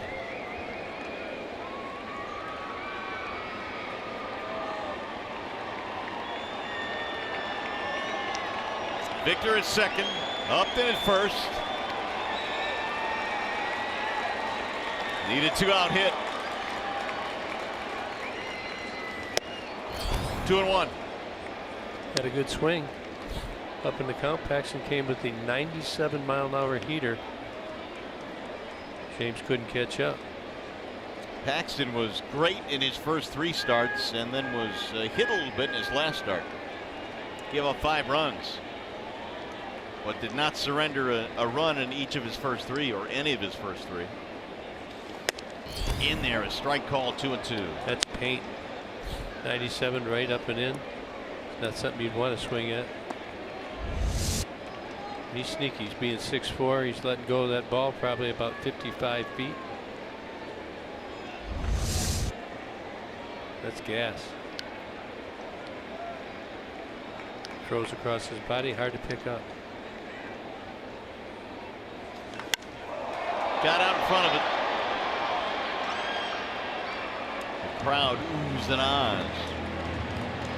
That'll send the catcher Zunino out to the mound. I'll tell you what, I'll make you a deal. If we get this running, I'll sing to you again. Oh, you put me in a tough spot, Tom, because I want the run. Do it. I don't want you to sing. Why not? Well, in a word, sometimes you have to sacrifice, you know? Yeah, that's a good point. You believe in that? I'll do it. I'll do it. You'll do it? Yep. No, you'll do it. Oh, you heard it. I'll let you do it. You heard it. Here's the 2-2. Just missed. 3-2 on McCann. So the Tigers get the benefit here of starting the runner. Look at here, just barely held up. Ball's just off the corner, 98 miles an hour. Been pounding that fastball and then the slider. Some kind of pitch at 98. Here's the 3-2. Swing and a miss. Slider. 7 strikeouts for Paxton.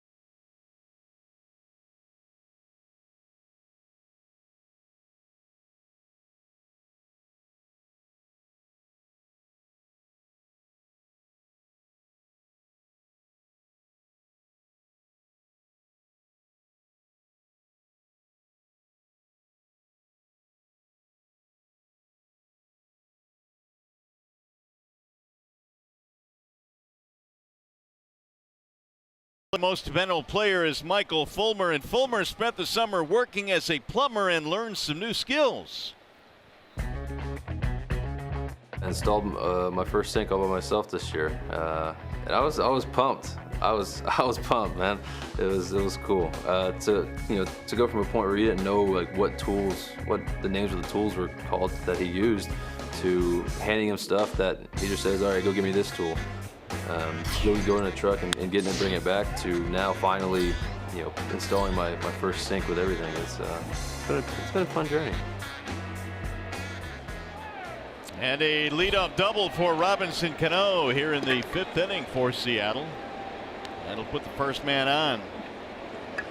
Well, with Fulmer, 3 rules of plumbing. 1, paydays are every Friday, according to Michael. 2, don't bite your fingernails. And 3, everything flows downhill. So the first thing he gets to do is the sink would be number 2. I don't know what. Get to a toilet probably. Oh yeah. So the tool would be a plunger. Yeah. Are you handy at all around the house? I am, but I don't enjoy plumbing. No. That would be my least favorite. I can understand why. Well, here is Nelson Cruz. Daniel Norris at 87 pitches here in the top of the 5th.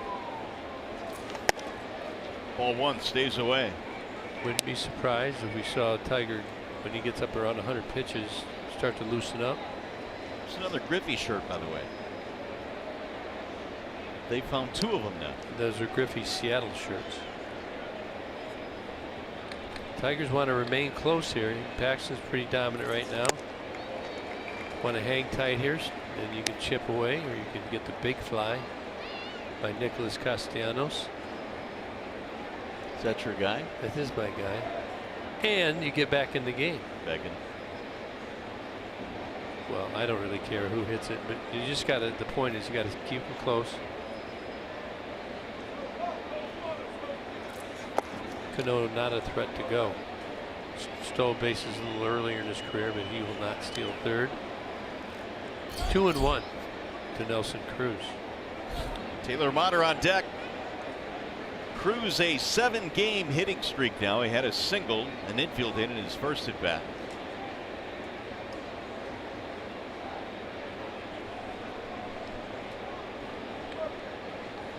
Here's the 2-1. 2-2 on Cruz. Like that pitch, 83 miles an hour, big speed variation. We haven't seen that pitch yet today. It's a splitter. Look at there. Didn't know he threw one. Good drop on that ball. Barely on the corner, but he got the call. Great view. Anywhere in this ballpark.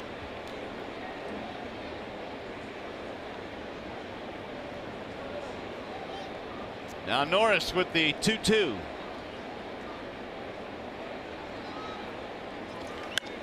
Fought it off. By the way, what do you got on Cruz's shoes? Pretty flashy. Different color here for sure. Teal action going. What do you got on? I like them. A little style. I got that color for couch. There you go. For a couch? Yeah.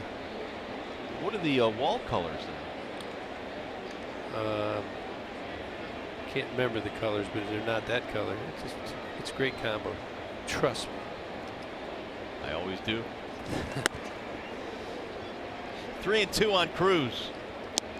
Kind of went mid-century modern. So, did you? Oh, yeah. I love that style.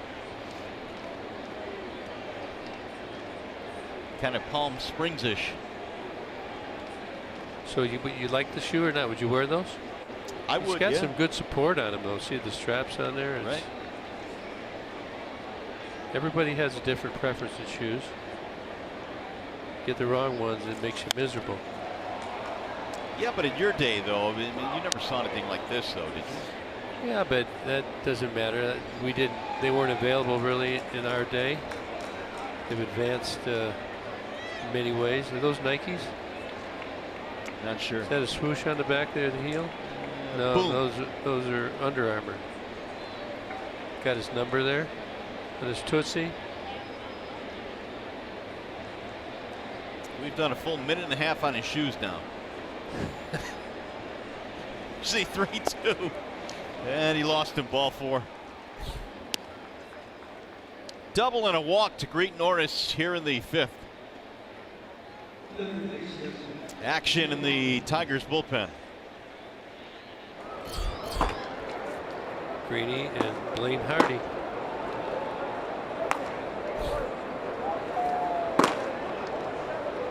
Wouldn't be surprised if Daniel doesn't get a visit.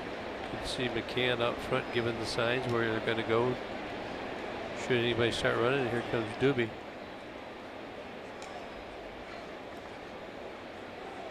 There are Daniel's parents.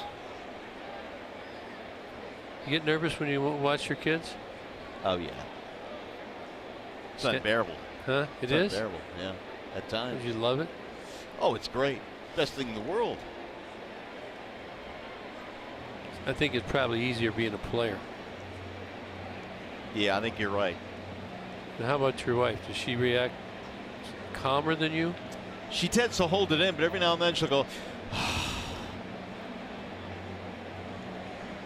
Hard to take it sometimes. I'm way more relaxed than my wife. Are you? Oh,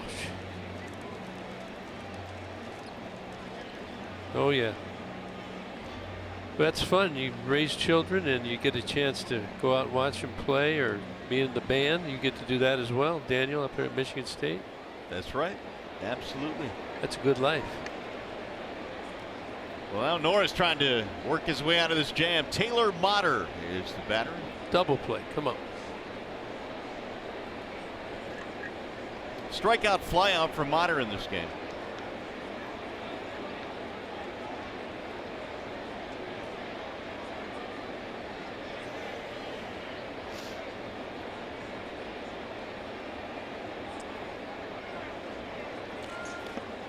Good block by McCann, who's done a bunch of that again tonight. Game is really slowed down. Daniel's gotten runners on, really slowed down, being very deliberate. Well, right now, Norris at 96, so they're definitely going to the bullpen in this ball game tonight. And Hardy and Green continue to throw. You got Mater, the righty now. Valencia is a righty. Then you have lefty, righty, lefty. So it seems like they go to Hardy. 1-1. They'd probably like to get through Gamble. Or Valencia, I'm sorry.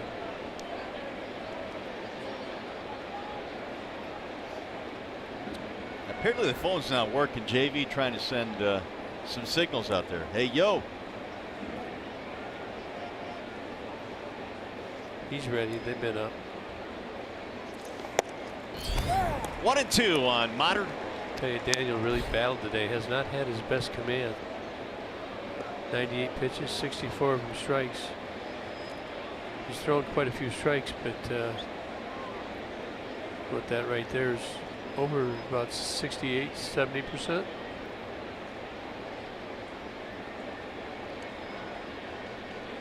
But he's battled. He hasn't given in.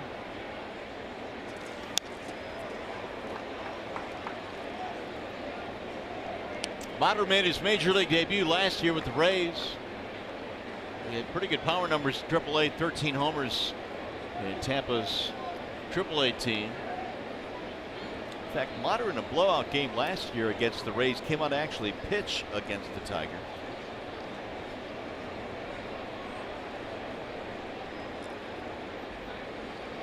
Really good defense. That's been his greatest attribute. Broken bat, gonna go foul. He swung the bat better, could play any position. Plays maybe a kind of a Ben Zobrist type player. Well, there's an even 100 now for Norris. 66% strikes. Third straight start that Norris has reached 100. His high, though, is 101 in each of his last two starts.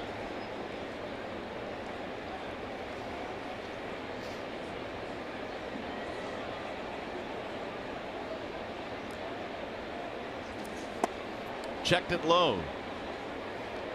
2-2. When you have a starting pitcher, Gibby, as a manager, reach the 100 plateau, and that seems to be the magical marker, how much do you take into account how stressful the innings have been and whether or not you want to let them go? Yeah, I think you do, because it's only, you're not even through 5. You're through 4+ innings right now. It's a lot of pitches. Now the 2-2. 3-2 on Mater.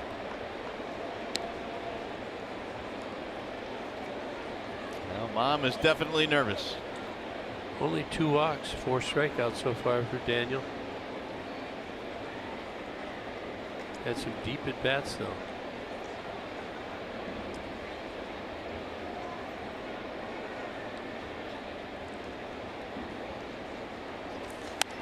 Fouled away.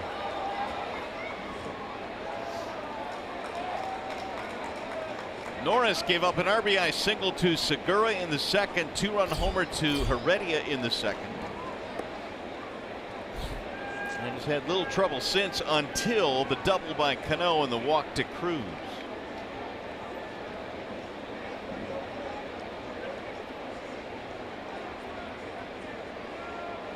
Again, the 3-2. Drill to center field, little looper, and it's going to drop. Base hit. That's going to load the bases. That's it. Bloop single for Mater. It's going to signal the end for Daniel. Going to go to the lefty, it looks like. Norris goes 4+3 batters. Wallside windows pitching change here in Detroit. We'll be back.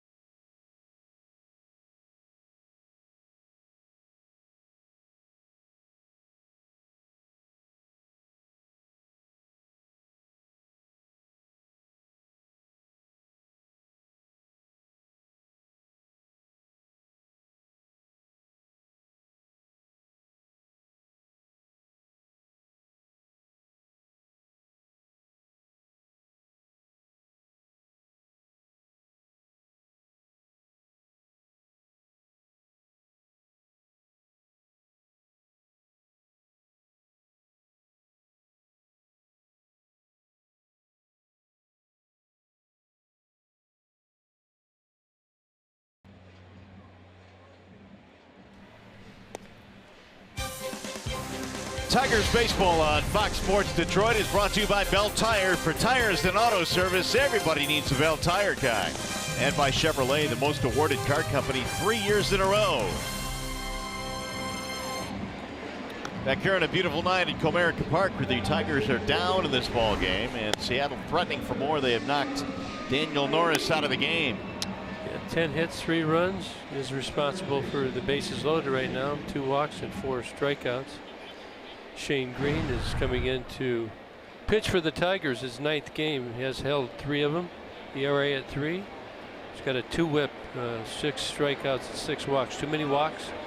Did not have command last night. I think he walked a couple, but tonight could be on fire. He's got the stuff to get out of this inning. Danny Valencia leads it off. Greeny's given up just 1 earned run in his last 7 appearances, but he has 3 men on base. Keep it down, get that ground ball. Got good sink. Strike 1. Valencia. Starts off the slider.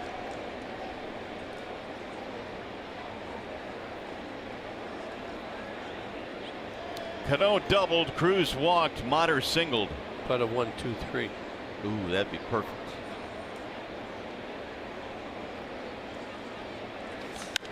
Popped him up.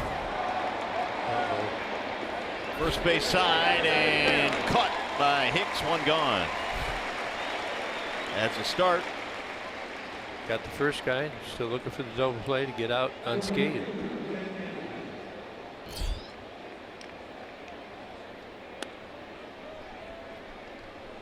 Ben Gamble stands in.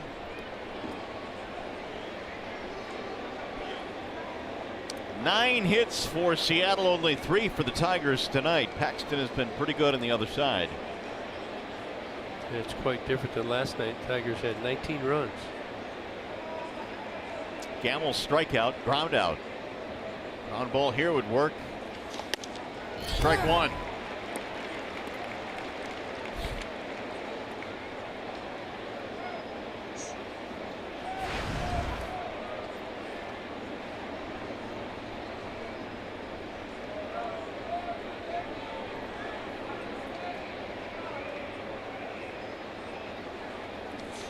Fouled back, now it's 0-2 on Gamble. Going that fly ball, John Hicks has not played that much first base.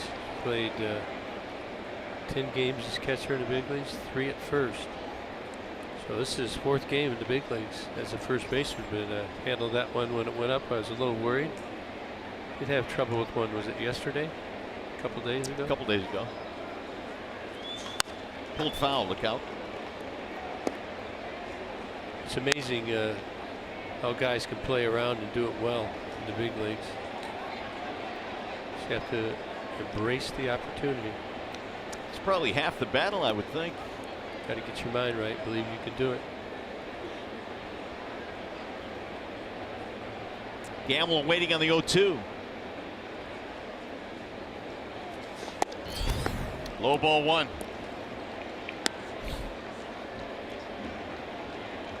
Seattle made quite a few moves before the game. Gamble was recalled. They put Haniger and Felix Hernandez on the DL. Felix lasted only 2 innings last night. Also sent Evan Marshall out. Shoulder inflammation for King Felix. That'll miss outside. Wouldn't chase. 2-2. No place to put him.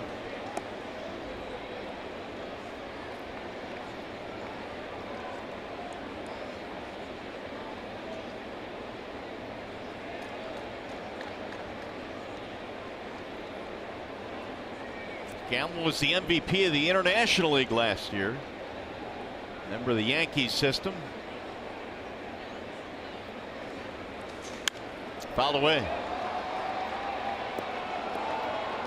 He was batting .288 at AAA Tacoma before the call-up.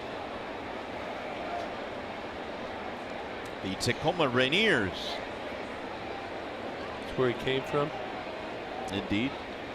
Here you can see Cano on third. Cruz at second, Motter at first. 2-2 count, 1 down. Looking for the double play.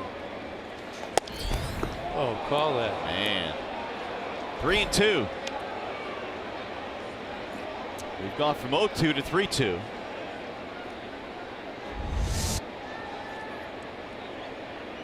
Just missed. That good stuff. Just having trouble controlling it. Got to throw this right down the middle. And he walked him to drive in a run. Shane Green had him 0-2, and that run will be charged to Norris. Well, that hurts. Cano scores to make it 4-0. Lane Hardy's still up in the bullpen. So you got a double, walk, a single, and another walk, and you've allowed a run in. Still only one out. That'll bring up Mike Zunino. Same thing. Come on, Shane. Let's get that double play ball. Good guy for it. Strike one. Zunino a single and a fly out to center.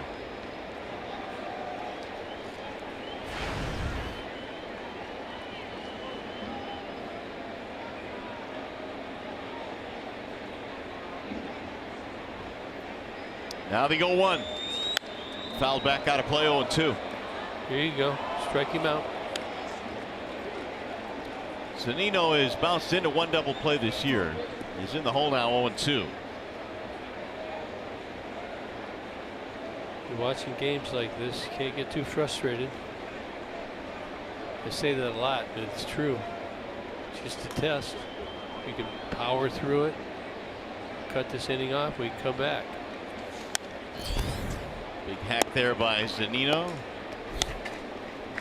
Is that what you're thinking? Absolutely. You know I'd get on you if you weren't, right? Oh, yeah. It'd be ugly.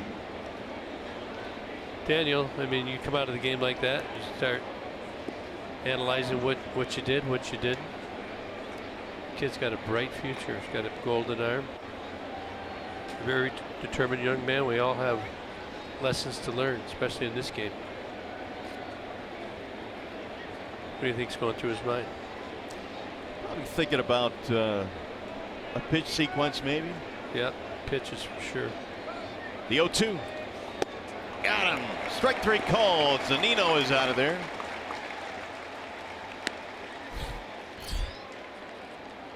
Looked like he was gonna, like he hung it a little bit, but Zunino gave up on it. Ball comes down, catches the corner. Right there on the upper right-hand quadrant. 2 down. Now Dyson. Hunter Wendelstedt does not have a very emphatic strike three call, does he? It's like every other strike call. Tim McClellan-esque. Yeah, pretty calm. Ooh, good block by McCann. Saved a run. How would you be? What would your strike? Since we're doing I'd be like 30 things about you tonight. I'd be doing the robot, then I'd break into a break dance, a couple of flips. Would you be give the loud strike? Probably. You got to have a little flair, a little pizzazz out The there. two loudest I can remember: Jim Joyce. Oh, I love Dutch. Dutch Ritter. That was too loud for you? No. Oh, I'm saying the loudest. Oh, yeah. 2-0 on Dyson. Sanchez starting to warm up.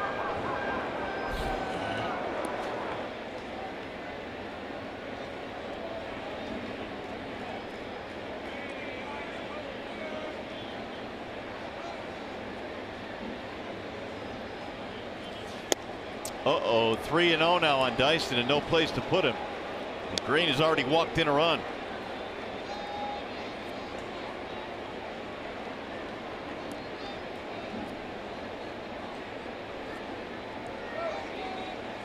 Yeah, I got to just sit back and bear it.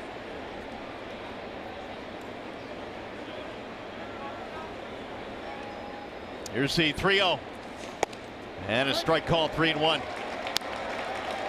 Dyson taking. No sarcasm in those cheers.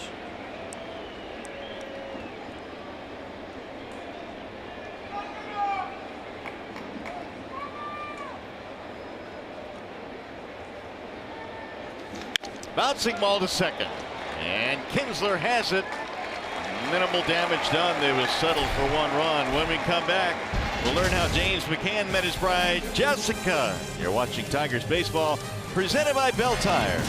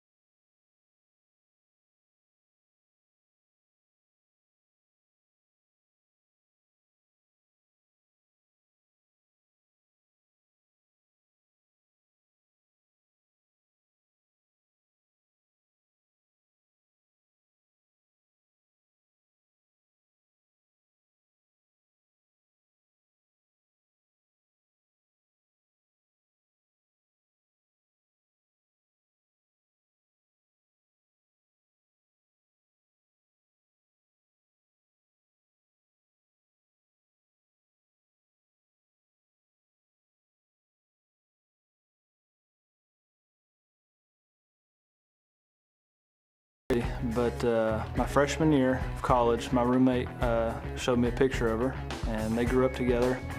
And when I saw her, I said, "Man, you got to introduce me to her." And she didn't go to college with us. She went to college 8 hours away from us. And it was after my sophomore year of college, we finally got introduced. And I was on my way to go play summer baseball in Cape Cod, and we kept in touch that summer. And next thing you know, we're dating, and 4 years later, we're married. And that is a heck of a Menards big money encounter, how James McCann met his wife Jessica. All right, get to know your Tigers night on the broadcast here this evening. Dixon Machado leading it off against James Paxton. James is thinking about those sliders he's been seeing all night. Paxton throwing very hard, 97 miles an hour, 96, and he's got a wicked slider down and into the right-handed hitters. Busting inside, 2-2. But only the bottom of the fifth. So a lot of ball game left. I keep bringing it up. Got to believe it. Tigers have had some chances. They stranded 2 in the second, 2 in the fourth. See if we can get Machado aboard here. Dixon grounded out his first time up.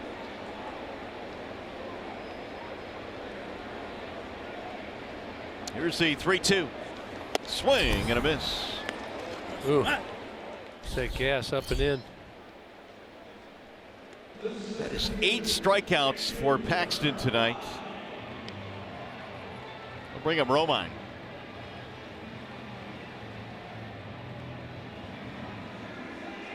Romine bounced out his first time up.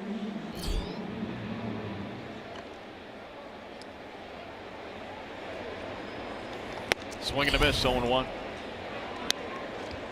Paxton pretty much going middle into the righties, and that slider is just biting down in. It's so sharp, it's coming right out of his hand. You can't even really see it. It's more of a curveball there. It's a little slower, but he's been throwing some sliders up upper 80s. Last pitch, curveball 81. In on his hands. Yeah, he's just living on his hands. That's dumb. That'll make your thumb swell up. 46 of 71 pitches. 95 plus. Yikes. Here's the 1-2. Swing and a miss. 2 gone. Check in with Kristen Keith now, and she is standing by with Jessica McCann and Kelsey Fulmer.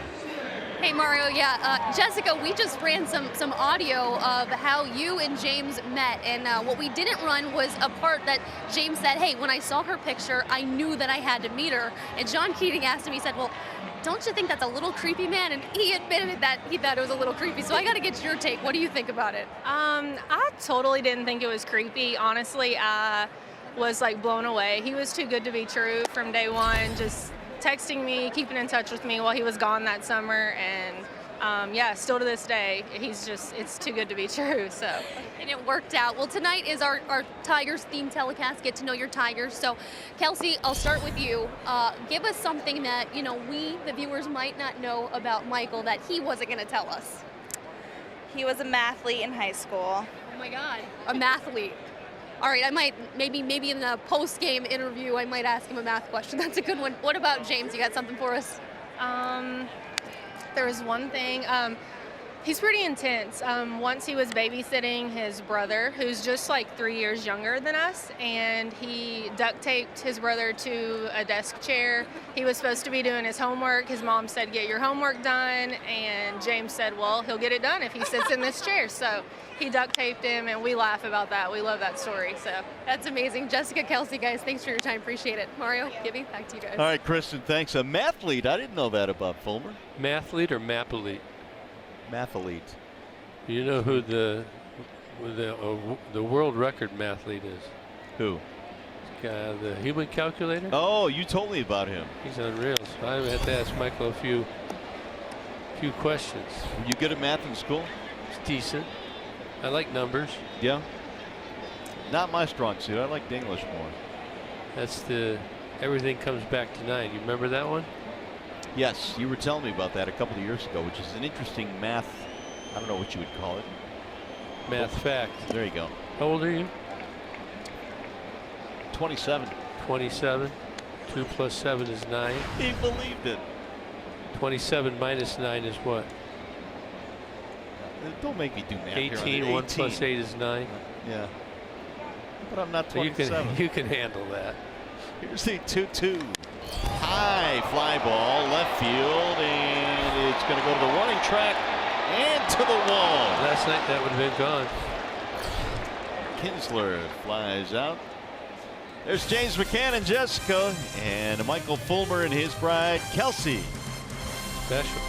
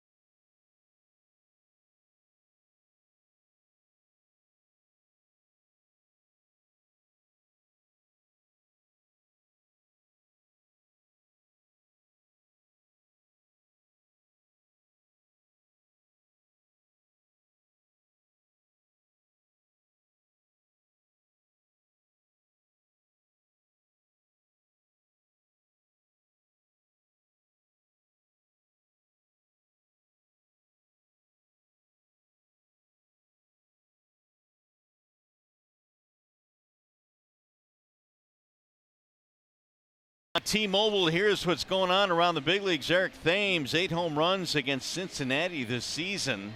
Here he left the game with a hamstring tightness, so that could derail him. Cincinnati is going to be heading out of town pretty soon. Trey Turner, second youngest player in MLB history to hit for the cycle, with 7 RBI, 23 years old. Joe DiMaggio, look at there. And Dallas Keuchel, how about him?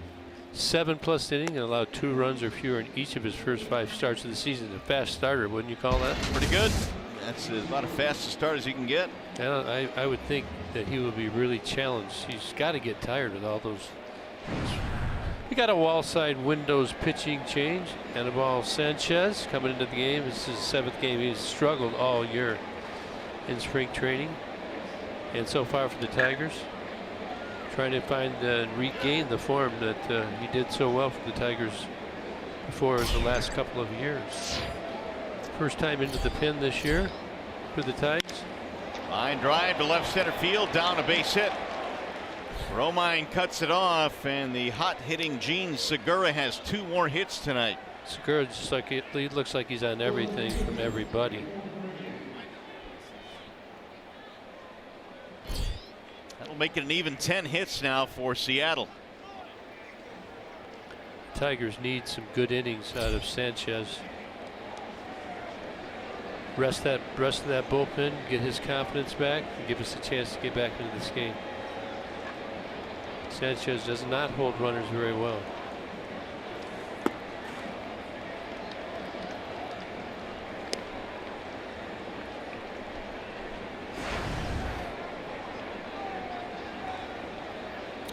Ready, a single homer fly out. Tigers out hit tonight 10-3. And Segura draws the throw. Tiger bullpen last night had 7 walks.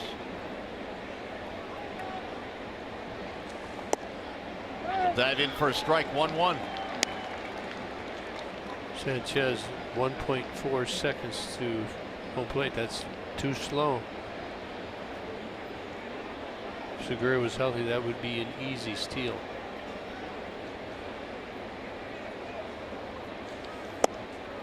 In there, a strike, and Heredia didn't like it. Thought it was low, probably. Get the double play right here. Take a look. Right at the bottom of the zone.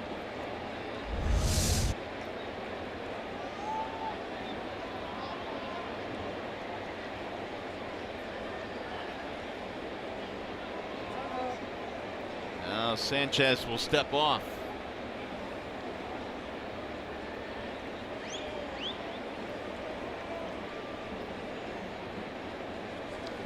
Swing and a miss.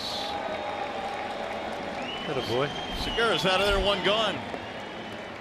Let's get to know Anibal Sanchez a little bit. Recently became a U.S. citizen, and here's the photo from when he was sworn in. February of this year. You know, he had his family there as well. Congrats to Anibal and his family. A great day for Sanchez. Got a good strikeout right there and get a double play here and get out. Cano is a tough customer, had a double to lead off the 5th and scored a run. He's also walked. Segura draws yet another throw.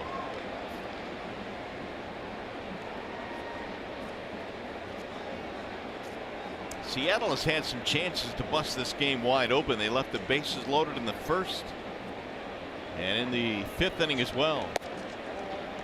Tigers have done a good job of staving it off, though. Got the final out. 3 in the 2nd, 1 on a single, and 2 on the home run for Heredia, and 1 in the 5th. Had the bases loaded in the 5th, only got up with 1 run. Good work.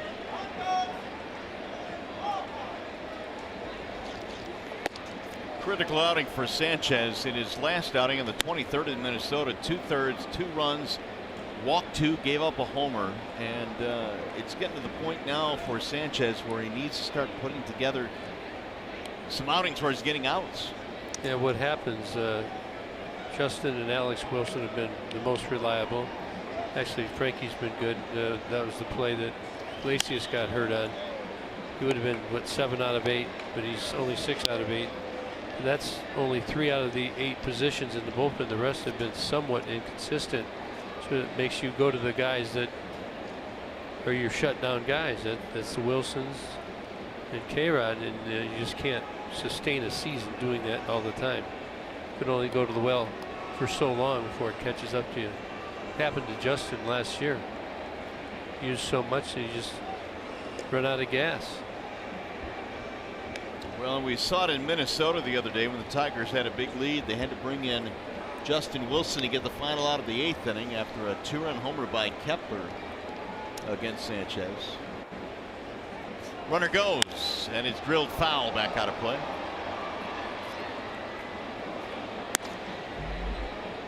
Segura, get back to first. What's Segura doing? He didn't realize it's a foul ball, I guess. Maybe he didn't peek. Either that, he's just playing, having a little fun out there.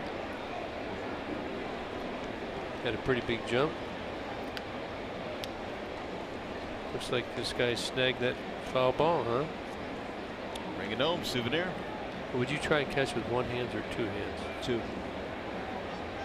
As my Little League coach once told me, 2 hands, Willie Mays, 2 hands. When I one-handed the ball in the outfield. Would you catch it in front of you or to the side? To the side. Why? I wanted a little flash. So you try and until I dropped one.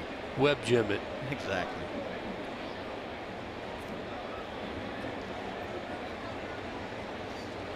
I think you're probably going to get an opportunity this year before it's all said and done, just to prep everybody for it. 9 pitches so far for Sanchez. 6 strikes. Swing and a miss. Big strikeout of Cano. Good changeup. Hey, it's the Ultimate Fox Sports Studio Tour Sweepstakes. Win a trip for 2 to Los Angeles, California for a behind-the-scenes look at the Fox Sports Studios.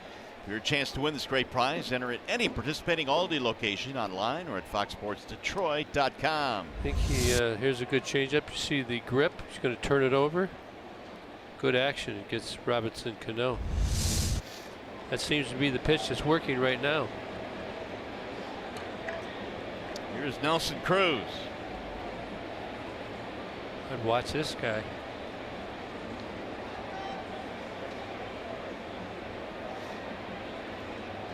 I wouldn't worry about Segura now if he goes. I would just pitch around Cruz and go for Mater.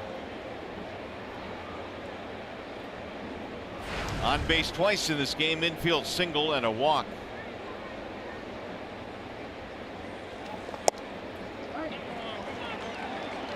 Ooh, Cruz didn't like it. Jawboning now with home plate umpire Hunter Wendelstedt. Oh, come on, man. You hear him? I did.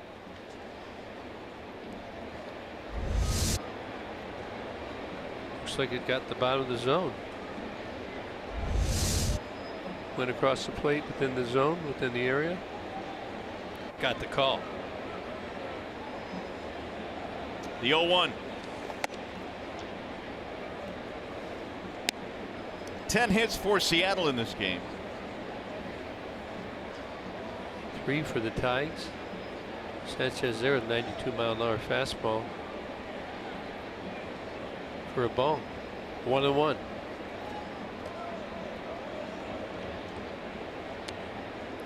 Daniel Norris went 4+3 batters in this game before he departed. 104 pitches.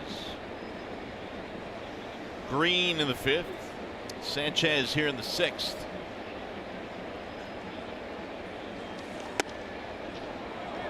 Two and 1. Just off the plate.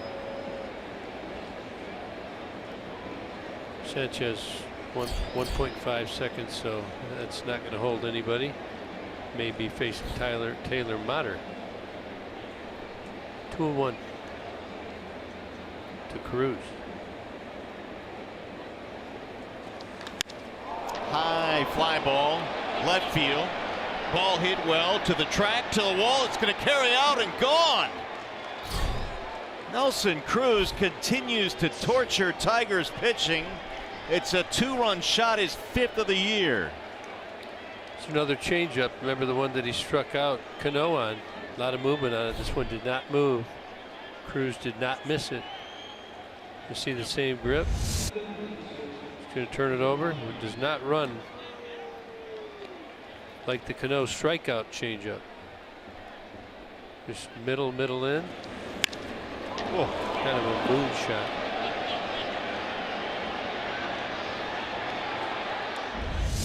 All of the runs tonight for Seattle coming with 2 outs. 6-0 Mariners. Taylor Motter, the batter. They're trying to return the favor to the Tigers from last night, it looks like. They got a long way to go. But they have 11 hits now in this game. Good day to come back. That ball hammered to left field. Jay up going back, turning. That's off the gate. Motter hustling to second base. And he's in sliding with a double. Motter's second hit of the game. Another hard hit ball against Sanchez. Well, the Tigers had how many hits last night, was it? 24. 24? Yeah. Mariners have 12 right now, and the Tigers hit a lot of bullets last night. This is reversed tonight on the Tigers.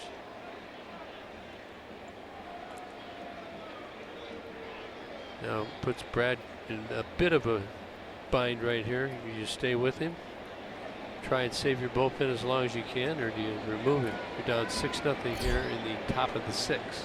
What do you think? Well, he's going to stay with him a little bit longer. I mean, last night they had to go with Ryan and Jimenez, Wilson. You use Jimenez again. You're going to lose him for tomorrow. Day game tomorrow is at 1 o'clock. It is. We'll be on the air at noon.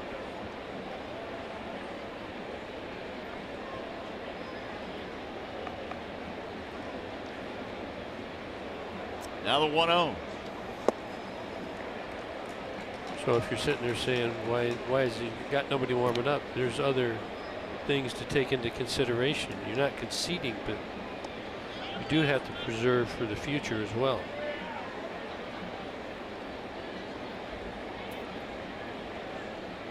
One ball, one strike on Valencia.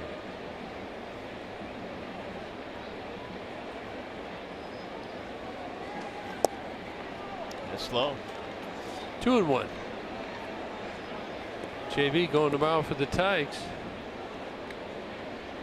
Iwakuma going for Seattle. Be a good matchup.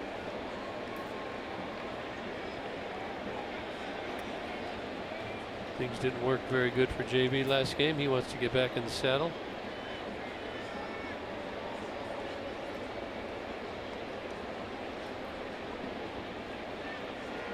Now Sanchez with the 2-1. Fly ball. Right field, playable. Matuk to win the inning. Louisiana native Mikey Matuk. When we come back, we'll learn more about him.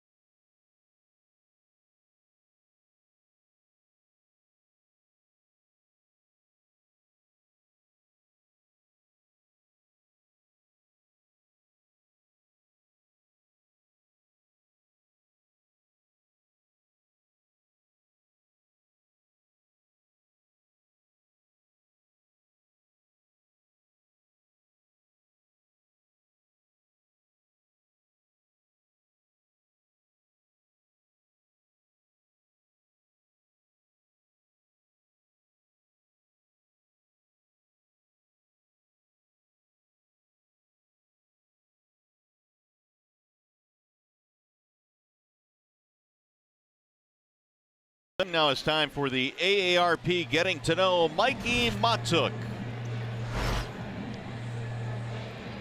Born and raised in Louisiana, very close with his family. Loves crawfish.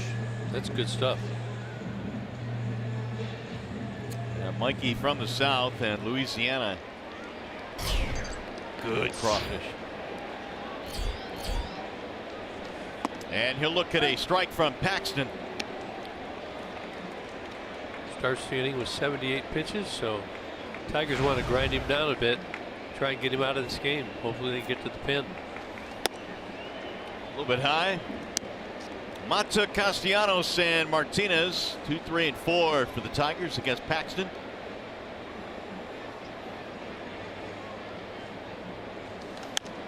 Popped up. See if it stays in play. It might, and it will. It's going to be caught by Valencia.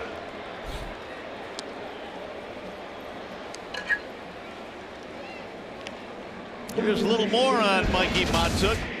Twitter post on Throwback Thursday from September of 2012 with his mom and twin sisters. Marianne, his mom, and sisters Catherine and Christina. Check out the picture of young Mikey Matuk.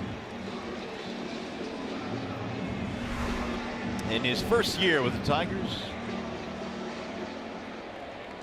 There's Castellanos. Sure, he's happy he got out of that dome.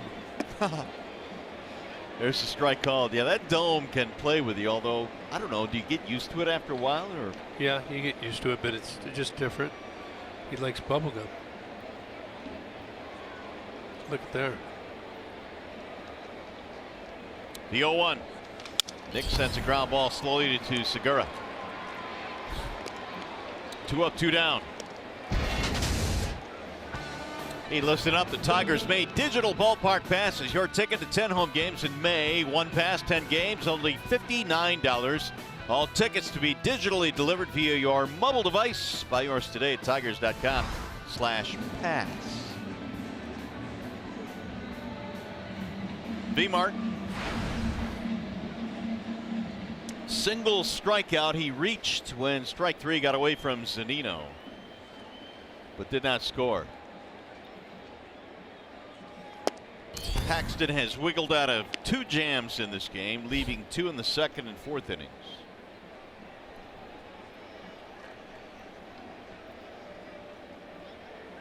Well, when the Tigers had all the runs last night, you always worry about something like this. Of course, they're going against a very strong pitcher.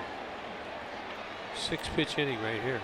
That'll take care of the Tigers. When we come back, we'll learn 3 things about our buddy Craig Monroe.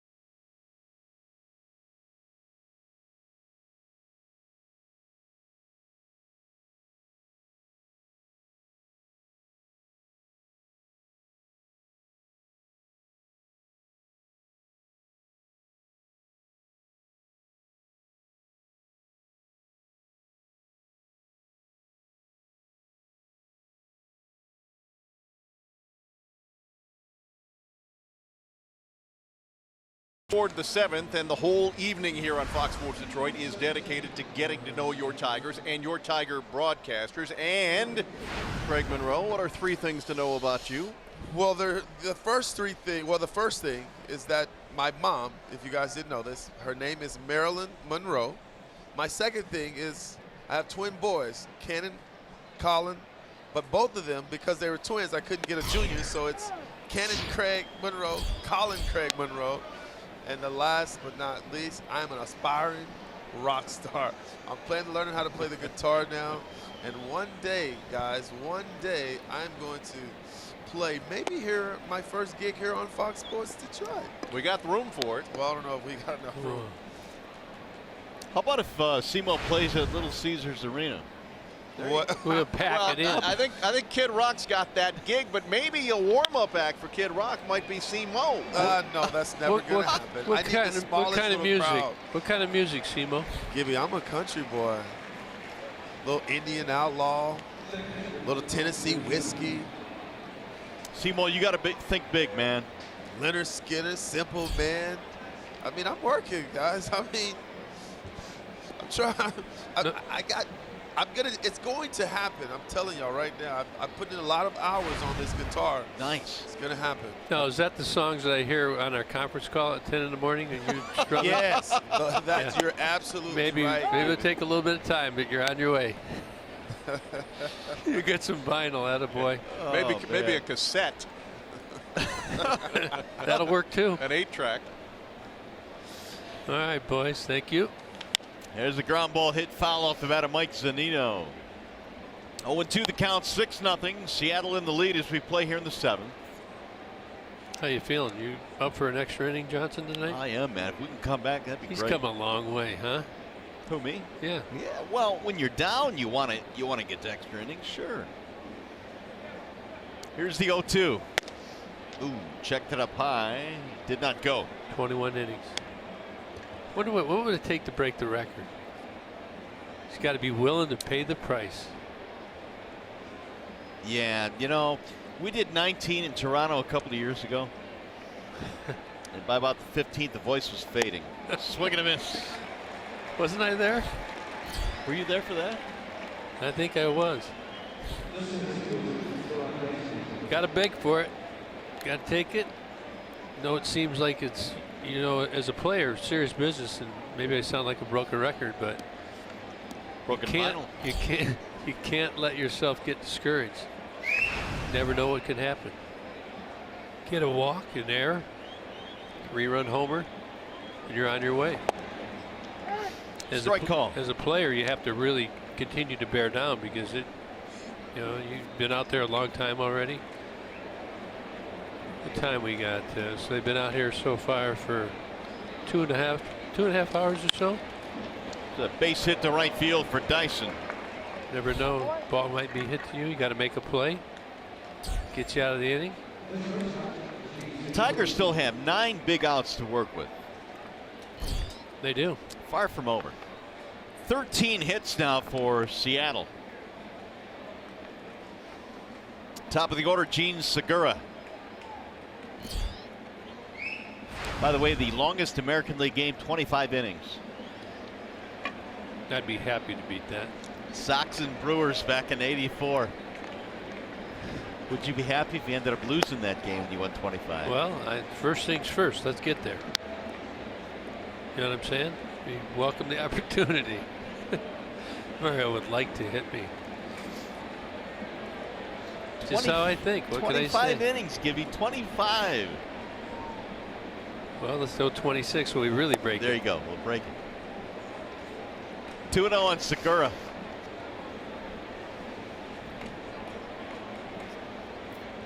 Six runs, 13 hits. Seattle, no runs, 3 hits. Tigers, Paxton. Big story tonight for Seattle, the hard-throwing lefty.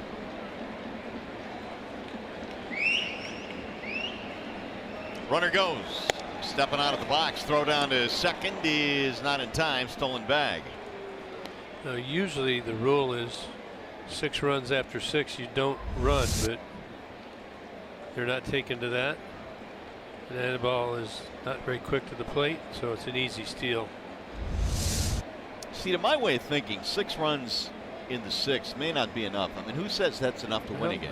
Or 7th? Well, it's after the 6th. After I mean, the 6th. that's kind of a general rule you start out. It's not. It's a good point. In Fenway Park, you're in Colorado. Where Tigers scored 19 runs yesterday. Yeah, you got an argument, but I'm just saying in general, they don't do it. I mean, that's an easy stolen base there. Not paying a lot of attention to it. Here's the 2-1. Another good night for Segura. 2 singles, RBI.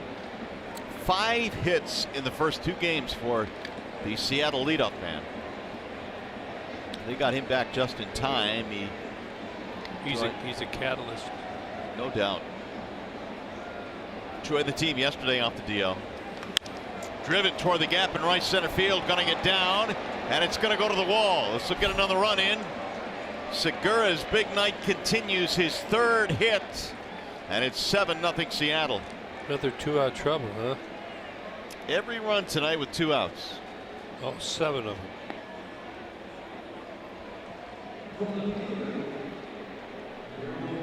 Second RBI of the night for Segura. That'll make it 14 hits for Seattle.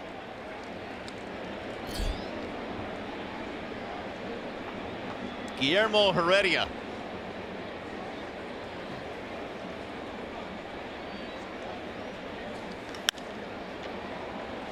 It's contagious. The hit's contagious. Here's our Comerica Bank game summary. Paxton Gibby has been the huge story tonight. Yeah, he's been dominant. He's thrown the ball well in 4 of his starts, including this one. Did get beat up for 5 runs in his previous start, but very dominant. 96, 97 mile an hour fastball, nasty slider and curveball. Daniel Norris only 4+ innings pitched. And Tigers are on the wrong end of this one so far. Yeah, and the reason is Paxton. I mean, he has absolutely shut down this Tigers offense. Only 3 hits. Daniel, 4 innings, 4 runs, 2 walks and 4 strikeouts. Give up a home run to Heredia. Now the 1-1. Well, the Tigers have done a good job this year of winning series, and in the end, that's all you really try to do. They have won 4 of the 6 series they've played this year. And should Seattle go on to win this game tonight, you got your ace Verlander on the mound tomorrow with a chance to win a series. Against Iwakuma.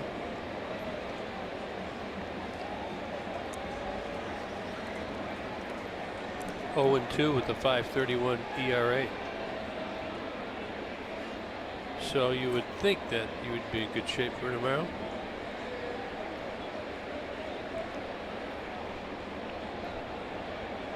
One and 2 on Heredia. 2-run homer earlier in this game. Oh, that's going to get away from McCann. Advance the runner to 3rd. Wild pitch moves him up.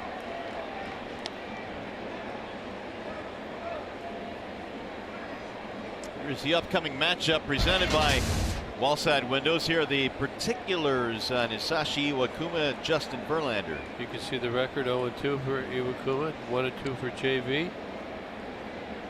22 strikeouts against 11 walks for JV, but he'll be ready to go. Swing and a miss. Dusted him up top. 4 strikeouts for Sanchez. When we come back, we'll learn more about Justin Upton's baseball story. Coming up, the Consumers Energy 7th inning stretch.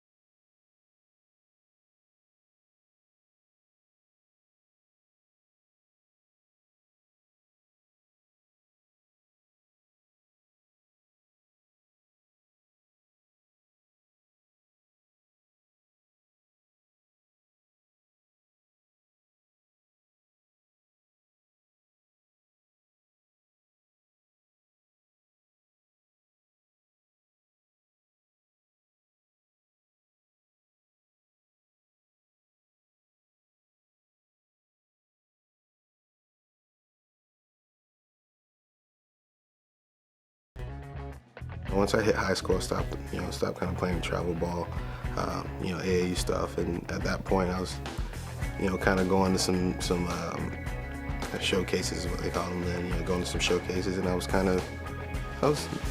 middle upper pack. There's some guys who were, a little more mature, but, I felt like I could hang with them, and at that point, I started, really, really focus on baseball. I still played football a little bit, and then after that, it was all baseball. Getting to know Justin Upton, who is a 3-sport athlete growing up, but you finally heard the story there and how he focused in on baseball. Well, let's look at his career numbers. 269, 11th season, 714 BIs. Babe Ruth, right? 714. Did he have 714 home runs? Looper toward the second baseman and caught. Yes, sir. And Jay Up, I believe, was a shortstop in high school, wasn't he? Right, you're correct. But it brings up the point that you're always talking about, Kirk, about being a multi-sport athlete and how it can help you in this sport or any other sport. Many of them play one sport because they go to the showcases and the perfect game tournaments, AAU stuff like Jay Up was talking about. So you train to impress scouts there. So you consequently have to give up maybe your football or your hockey, your basketball. I personally was a 3-star guy or 3-sport guy, and I kind of believe in that for development of coordination, etc. Baseball, football, and what? Basketball for you? Yep. As a freshman, or my first year in high school, I had to run track because I broke my knuckle in a gym wrestling match. Now, were you just wrestling with somebody, or was it legitimate wrestling? Well, they had these little round pads that you put your hands in, and you kind of punch with them. Yeah. And wrestled. So guy landed on top of my hand, I broke it. Okay, great. But I ran track, it was a good time. Got me faster. 3-2 on Hicks. Paxton's still bringing it in at 96.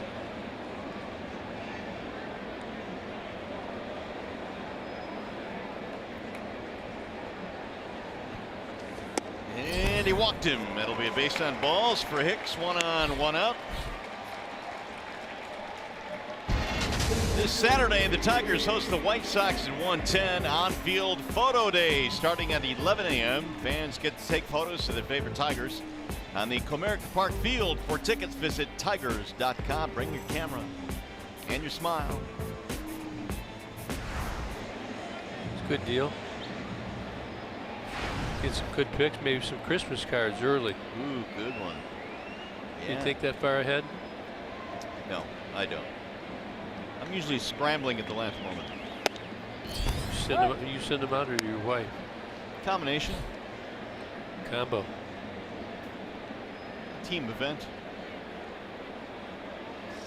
Kids always are so willing to do it too. Oh, absolutely. Always there to help. The 0-1 is inside. 1 ball, 1 strike. Paxton at 95 pitches, 96 actually. Still bringing in there 95, 96 miles an hour. Maybe missing a little bit off the edges now. So we're in the bottom of the 7th. Missed again. 2-1. McCann has fanned twice in this game. His last time up, 3-2 count. Got the slider.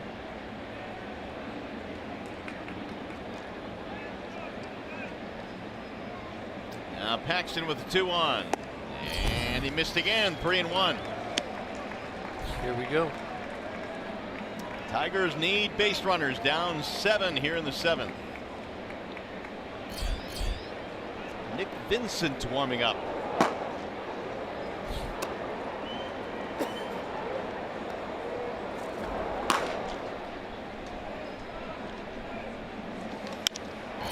Soft line drive to center, base hit, gonna drop, and that'll move Hicks to second. 2 on with 1 out.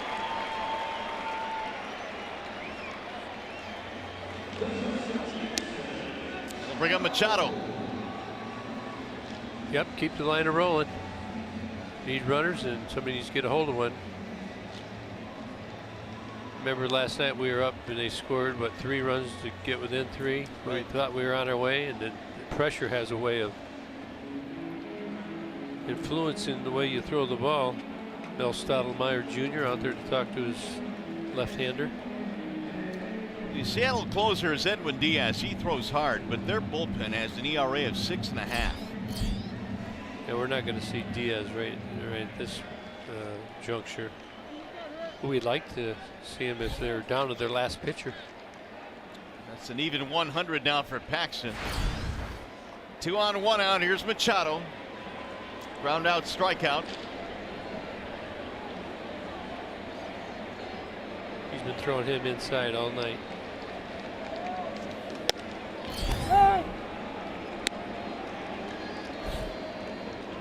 Right down Main Street.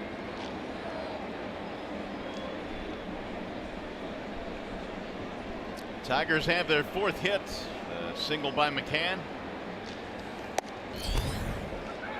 And again, he missed inside. Tigers are laying off that pitch. We were swinging at it earlier, maybe lost a little bit of life. They're on their 3rd at bat now, so you have a tendency to be able to recognize the pitch and lay off it, the one they've been swinging over the top of. Ground ball short, could be 2. That's a 6, that's a 4, and that's a 3. Hit it hard. Double play ends the inning. Tigers baseball tonight presented by Bell Tire.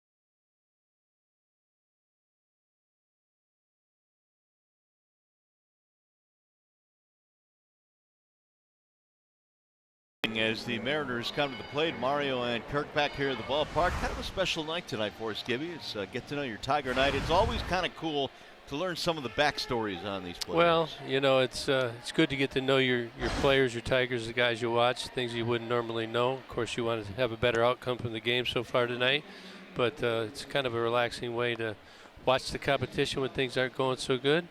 And we'll continue to bring, I think, JV still to come. We've got a couple more to drop in there for you. So hopefully the Tigers can, Annabelle can shut them down this inning and we can start nibbling away.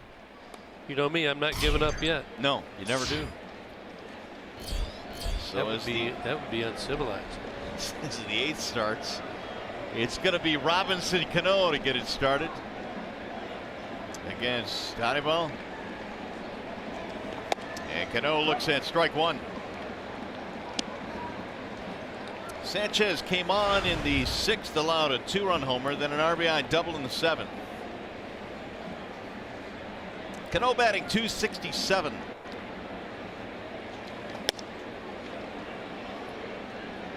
Doubled and a walk tonight for Cano. Tight zone. That was right on the corner. Zone got really tight late in the ball game last night.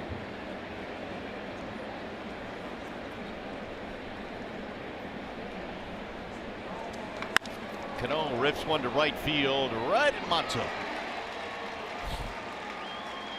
One away here in the 8th. MLB.com at bat is your #1 mobile app for live Tigers baseball. Stay connected with a fully customizable experience. Get Tigers home screen icons, app features, as well as game day, live game video highlights, radio broadcast, and more. MLB.com at bat. Get it today. Here's James Paxton, 7 innings, 4 hits, no runs, only a walk and 9 Ks. Talking to his pitching coach. I mean, what's there to talk about? You know, things went well. He executed the game plan well. But always trying to get better, trying to stay consistent. Got to pitch again in 5 days. Take your turn. Maybe they have an off day. Maybe it's 6. Yeah, not a whole lot to critique tonight for Paxton. And just look at the contrast in this game. Little soft one hopper to Kinsler.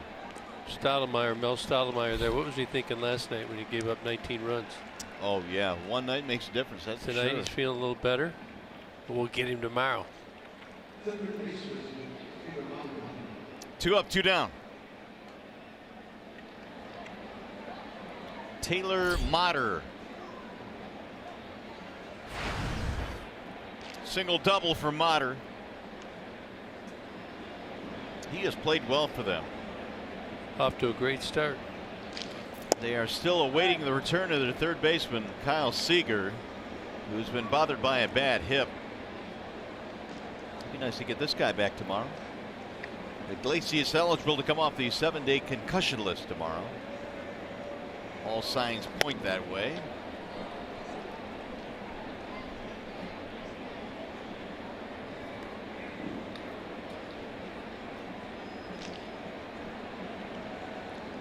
Here's the 1-1 to the third baseman, Castellanos.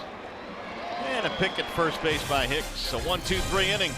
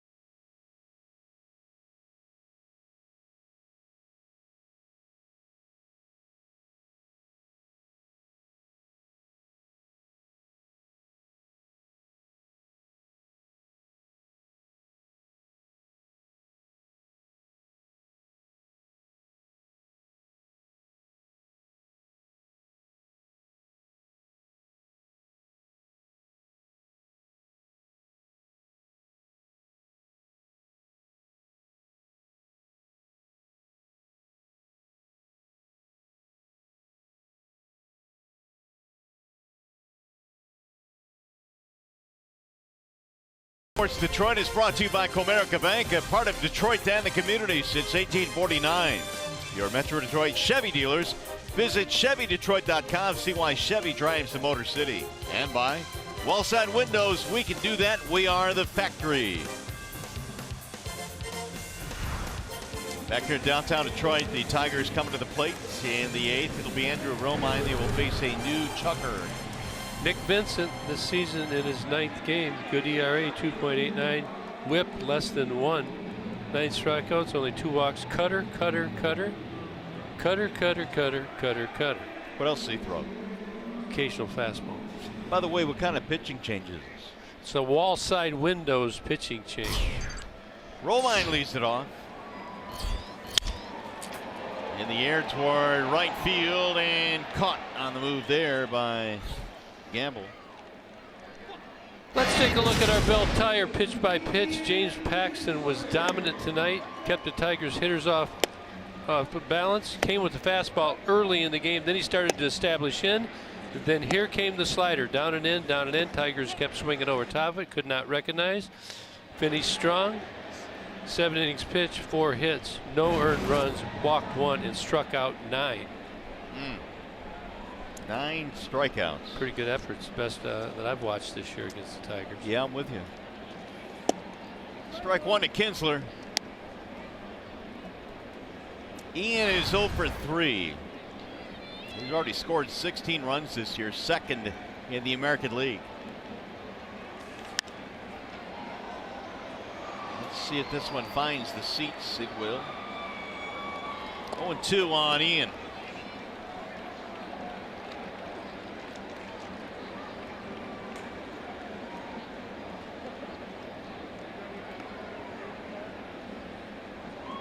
Matuk will be next.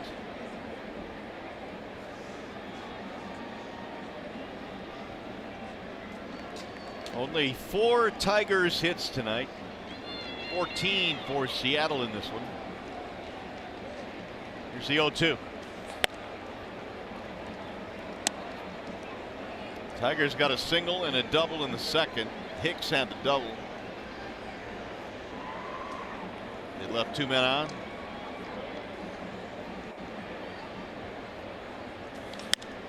Had him lunging, popped it up. Cutter right off the end of the bat. Cano snags it. 2 gone.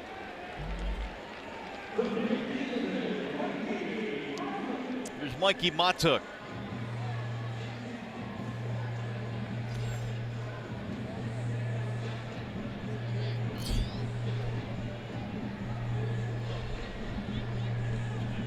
Tigers coming into this game tonight had won 5 straight against Seattle here in Detroit. They fell behind early, a 3 spot in the second for the M's. Seattle has led all night. Matuk fouls it back.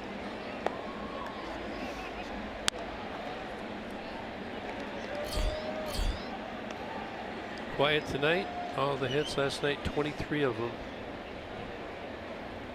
4 tonight. A lot of offers for the Tigers, unfortunately. That was a late call. Yeah, Matuk is saying, come on now. That was up. Now it's 0-2. Yeah, better protect. Nick Vincent was that what used to be with the Pods. Didn't go. You can see when he throws that fastball, he elevates. 89, 90 mile an hour on the fastball.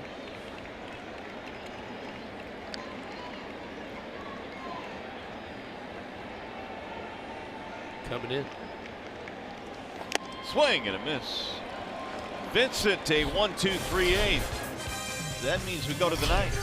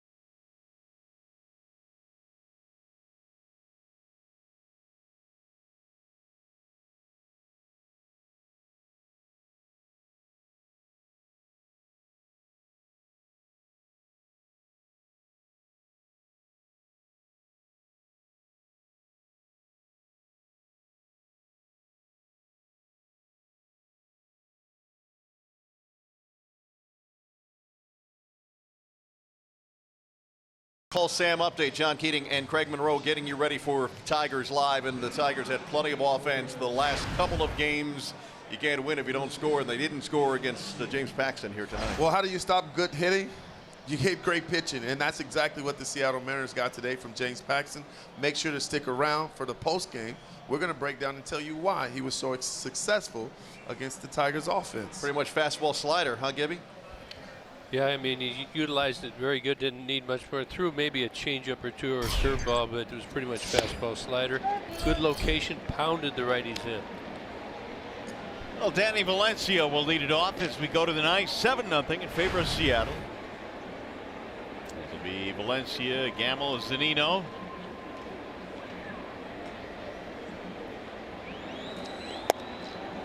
There's a strike called.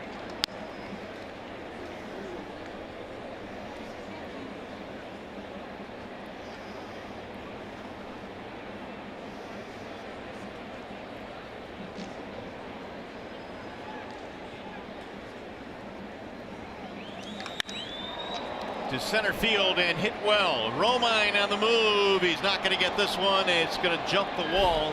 Up in the bushes. Ground rule double.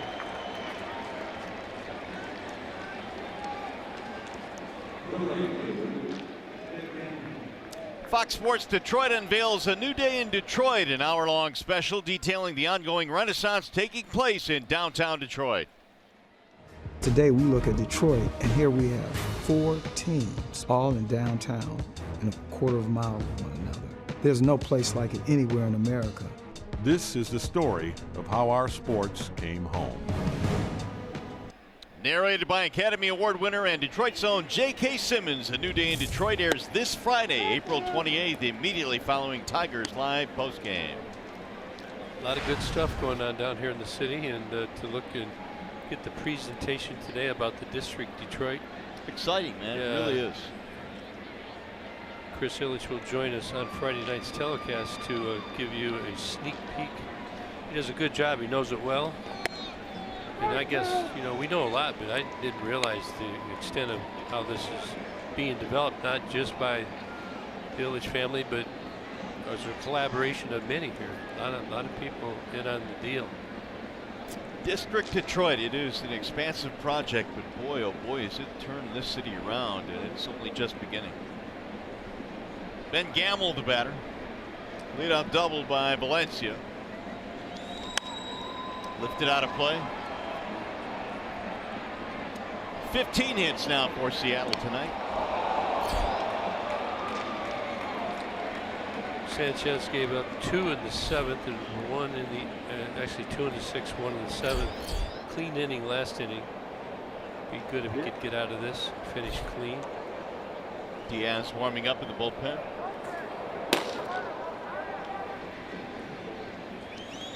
Foul back.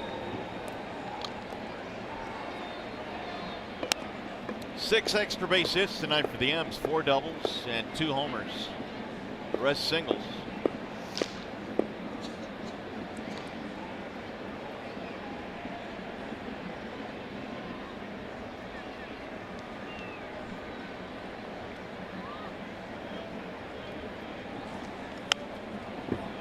Spoiled there by Gamble.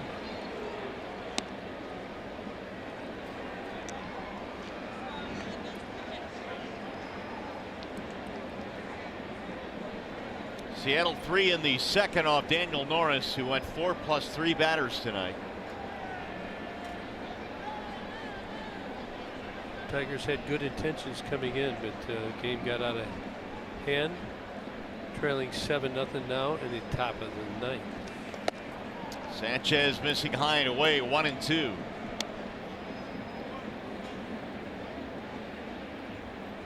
Shane Green came on in the 5th. And then Sanchez has been on since the 6th inning, so he's eating up some frames tonight for Brad Ausmus. Shane Green had the bases loaded, got out of it. Gave up, I think, one of Norris's runs. On the bases loaded walk to Gamble. That was the first batter that he faced. And got it together. Now the 1-2. Fouled away.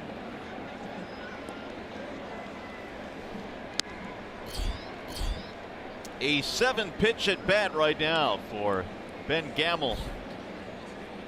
Game started that way. 9-pitch at bat by Gene Segura. Seattle continues to put good at bats on the Tigers pitchers.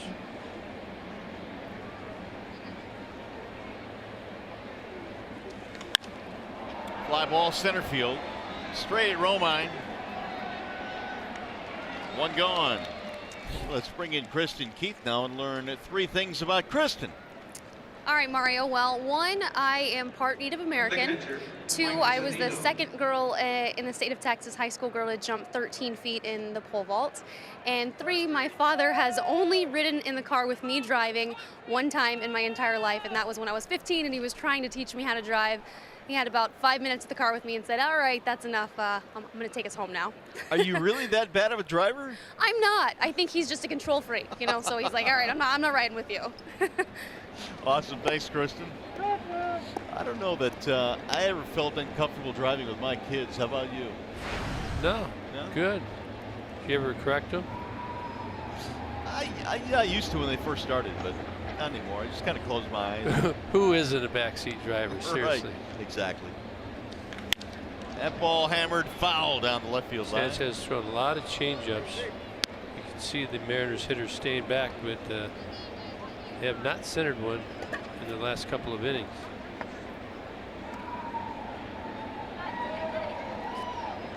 Yeah, everybody likes to be in control of the car you'd rather drive, but it's also nicer to relax when you're not driving, especially if you're on a long trip. How about when your passenger has the old passenger brake that doesn't exist? You might be going a little bit too fast and you see their right foot pressing a brake that does not exist. You mean they push the floor? Push the floor. Well, we hope everybody's a safe driver and no misfortune on the roadways. Got to be careful here in Detroit with all the construction. It's a little frustrating. Are you you have good etiquette driving to others? I do. You let anybody in. Well, I wouldn't go that far. So I guess I have average etiquette then. Here's the 1-2. Most of the time you do, but sometimes you get in a hurry. Sometimes you get in a hurry. Sometimes you're not in the best mood. How about when you want to let one guy in and 3 go? Right. Instead of going one by one, yeah. They just bull rush you. You don't say anything? Oh, I say something. So you gotta have the big truck, just pull right out there. Right. Nah, you're not in that big of a hurry. Get here 5 minutes later, you'll be okay. That's right, doesn't matter. Here's the 2-2. Didn't go. Andy Fletcher confirms it down at first base. Full count on Mike Zunino. Okay, final question, what we want to know about you, okay? Okay. You've been asked a lot of questions. Do you use cruise control? I do. What's the longest you've ever had it on? Got him. Strike called. Zunino's out of there. Sanchez. Probably a stretch of 69 coming back from MSU for about 25 minutes at night. That's relaxing driving. Yeah. Why would you ask that? What did cruise control pop in your mind? Well, I'm just trying to relax and let this game unfold a little bit. You know, my mind tends to wander. Did you notice? I never noticed that about you. Here's Dyson. We're watching. We got the TV going on. Something good. They get back into this game. We'll point things out and lock it in. We're locked in though. It just may not appear that way.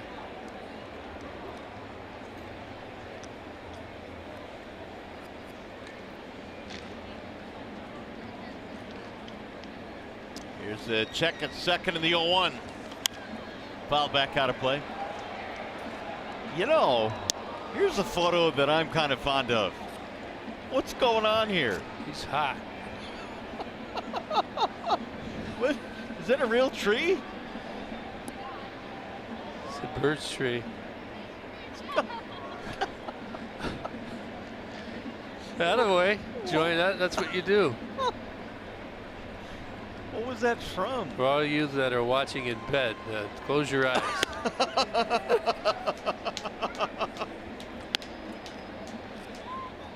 And run. We may be pushing it a little too far now. Oh, man. At my expense.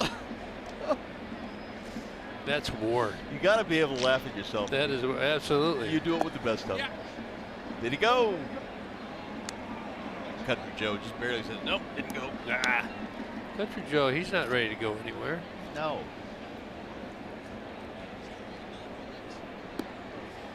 I want to know where you guys got that picture. I have no idea. You're going to have to talk to the producer. There's going to be an investigation.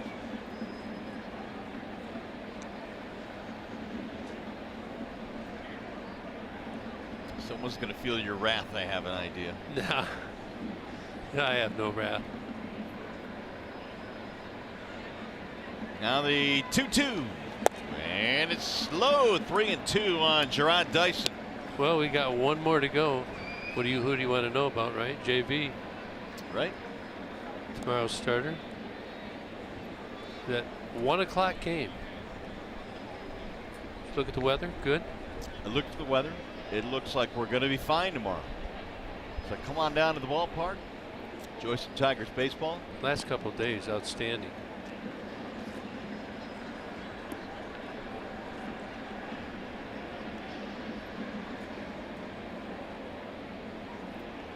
Now Sanchez with the 3-2. Chopper right side. Hicks. Oh. She drops it. Here's a throw to the plate, and he's safe. He hesitated just for a second. Valencia scores to make it 8-0. Well, Dyson, he runs so quickly, and you're Hicks, you want to take this if you can. Although I think the throw surprised Sanchi a little bit. He just gauged it for a second. That little delay cost getting the runner at home. E1, no RBI in the play.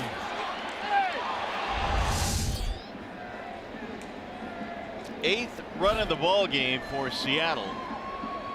First error of the ball game for either team. That'll bring up Gene Segura again. Ball low. This will be his 6th at bat of the night.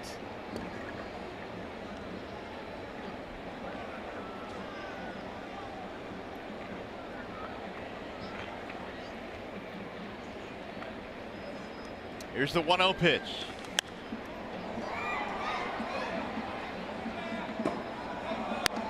Tigers will have Castellanos, Martinez, Upton coming up. We get to the bottom of the ninth. Gene Segura 3 for 5 tonight. Double, 2 singles, 2 RBI, 2 runs. On the season, 372 on fire, sizzle. 6 for 11 in this series.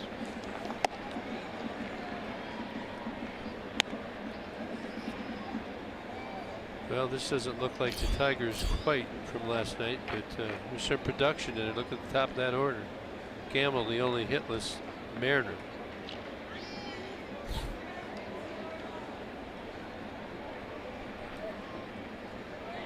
Here's the 2-1. On the ground left side, Castellanos. They're going to get Segura to end the inning when we get to the bottom of the ninth. We'll learn more about Justin Verlander.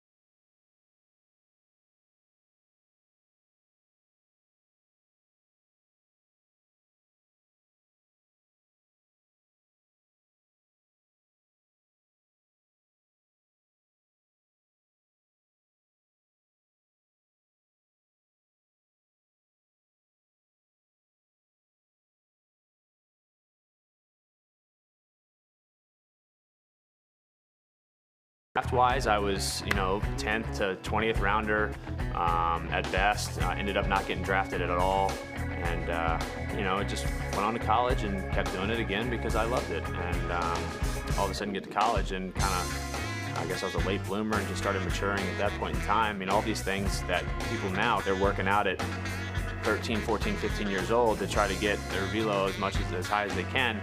And hey, sometimes it works, sometimes it doesn't. But obviously I'm an advocate of the other way around, letting it happen naturally, and then building on that as you get older. 1-800-CALL-SAM. Call for Justin Verlander going to college, and as he said, it was a late bloomer, and well, it has turned out pretty well for JV. They call for him to shut him out tomorrow. Wall side windows pitching change. Edwin Diaz, 6 games, 2 for 3 in save opportunities, throws gas, 7 strikeouts, 4 base on balls, can be up to 100 miles an hour. He's got a funky, look at that, watch that left foot when it almost hits the ground. He's got a little glitch. First one at 97. Castellanos leads it off.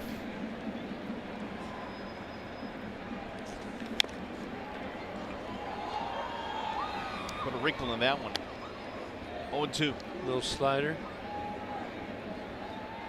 And watch that right foot when it comes down. His foot will land over here. He's going to throw across his body, so he's going to hide the ball. He brings it in there at 100. He's got very little reaction time. High fly ball center field. Dyson backs up. 1 gone. Nick 0 for 4. Well, if he throws 100, I just wanted to point this out. It takes like 400 milliseconds to blink an eye. Okay. Okay. The blink of an eye takes 300. Quickest swing by a batter takes 100 to 150 milliseconds. Okay. It takes 75 to 100 milliseconds for the batter to identify the ball. So with your math, you get about 100 to 150 milliseconds to decide if you want to swing. Do you understand that? How quick is that? That's a quarter or a third of a blink of an eye. Of a blink of an eye, which is really amazing. And it's astounding that a human being can hit a ball coming in at 100 miles an hour. It tells you a little bit. And that was out of an article in the Seattle Times where they broke it down. I think a millisecond is equal to 1/1000th of a second. Really is amazing. The talent skill of major league hitters. And again, TV just makes it look so simple. Basically, it's at the limits of a ball out racing your eye, just like a computer. Error, error. So fast. That's why you see guys like Aroldis Chapman. He's another 100-mile-an-hour guy.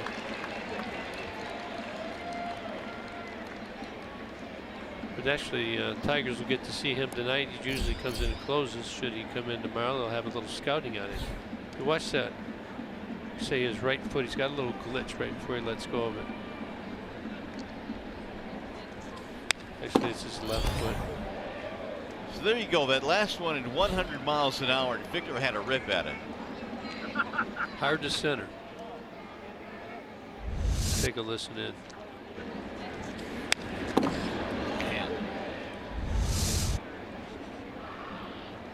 You got to put yourself in battle mode, man, when you're facing this. You got to put yourself in cheat mode. Get it going a little early.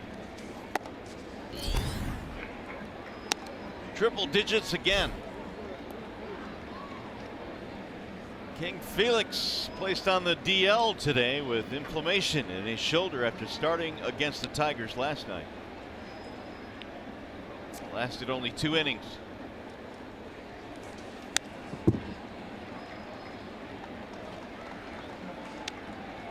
Little 88. Look at that's a 12-mile-an-hour difference. That's what you want as a pitcher. You want a lot of variation.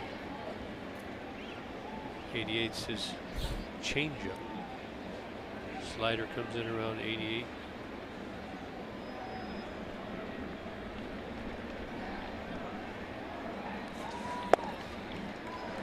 Low ball 3.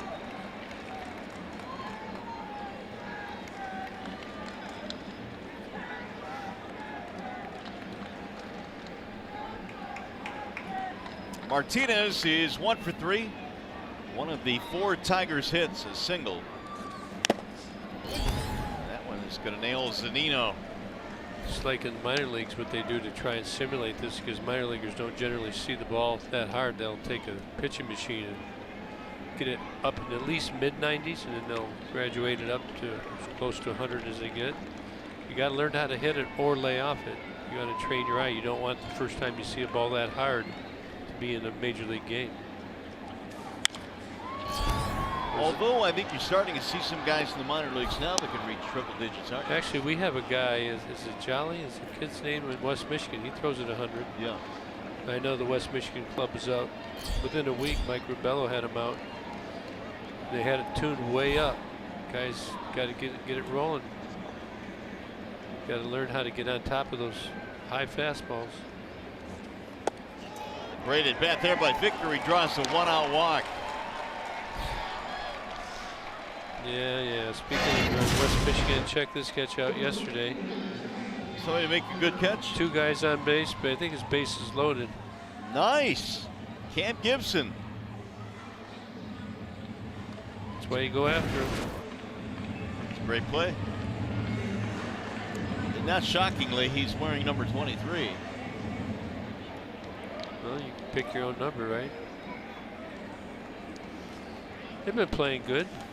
All the Tigers minor leagues off to pretty good starts. Toledo as well, Erie, Lakeland. JD Martinez is down there with the late spring training squad. He's getting closer to coming back as well. No, he's been running, and he started on the outside edge of, like we call it, the skin. That would be right with the grass, the rear edge of the grass or the dirt on the infield. Give me a high home here. They run like they call angles. Just kind of strides. So he's graduated that. He's probably going to be on the dirt soon. Start with no spikes, then go 2 spikes. So just to simulate running an angle, they run on that back edge of the infield. Has been hitting. Live hitting probably starting, and then they'll go to probably get into game there for extended spring. Popped him up. Who's going to take it?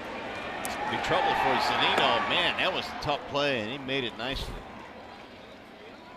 Oh, I think JD will be back in week 10 days at max. Well, when JD came off the disabled list last year, he pinch hit against Chris Sale and homered against him. And one of the more electric moments in this ballpark. They missed his bat, no doubt. Well, you want him, when he comes back, though, you want him to stay healthy.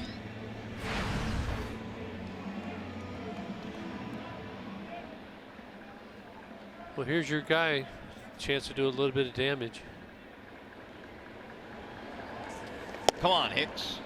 He's got himself a double and a walk tonight. You'll see John was going up there thinking I'm going to get it started, which is what everybody's going to do, and he gets the slider, and that's why pitchers that throw this hard are so effective. Ooh, off the mask of Zunino, who again takes one. Now it's 0-2.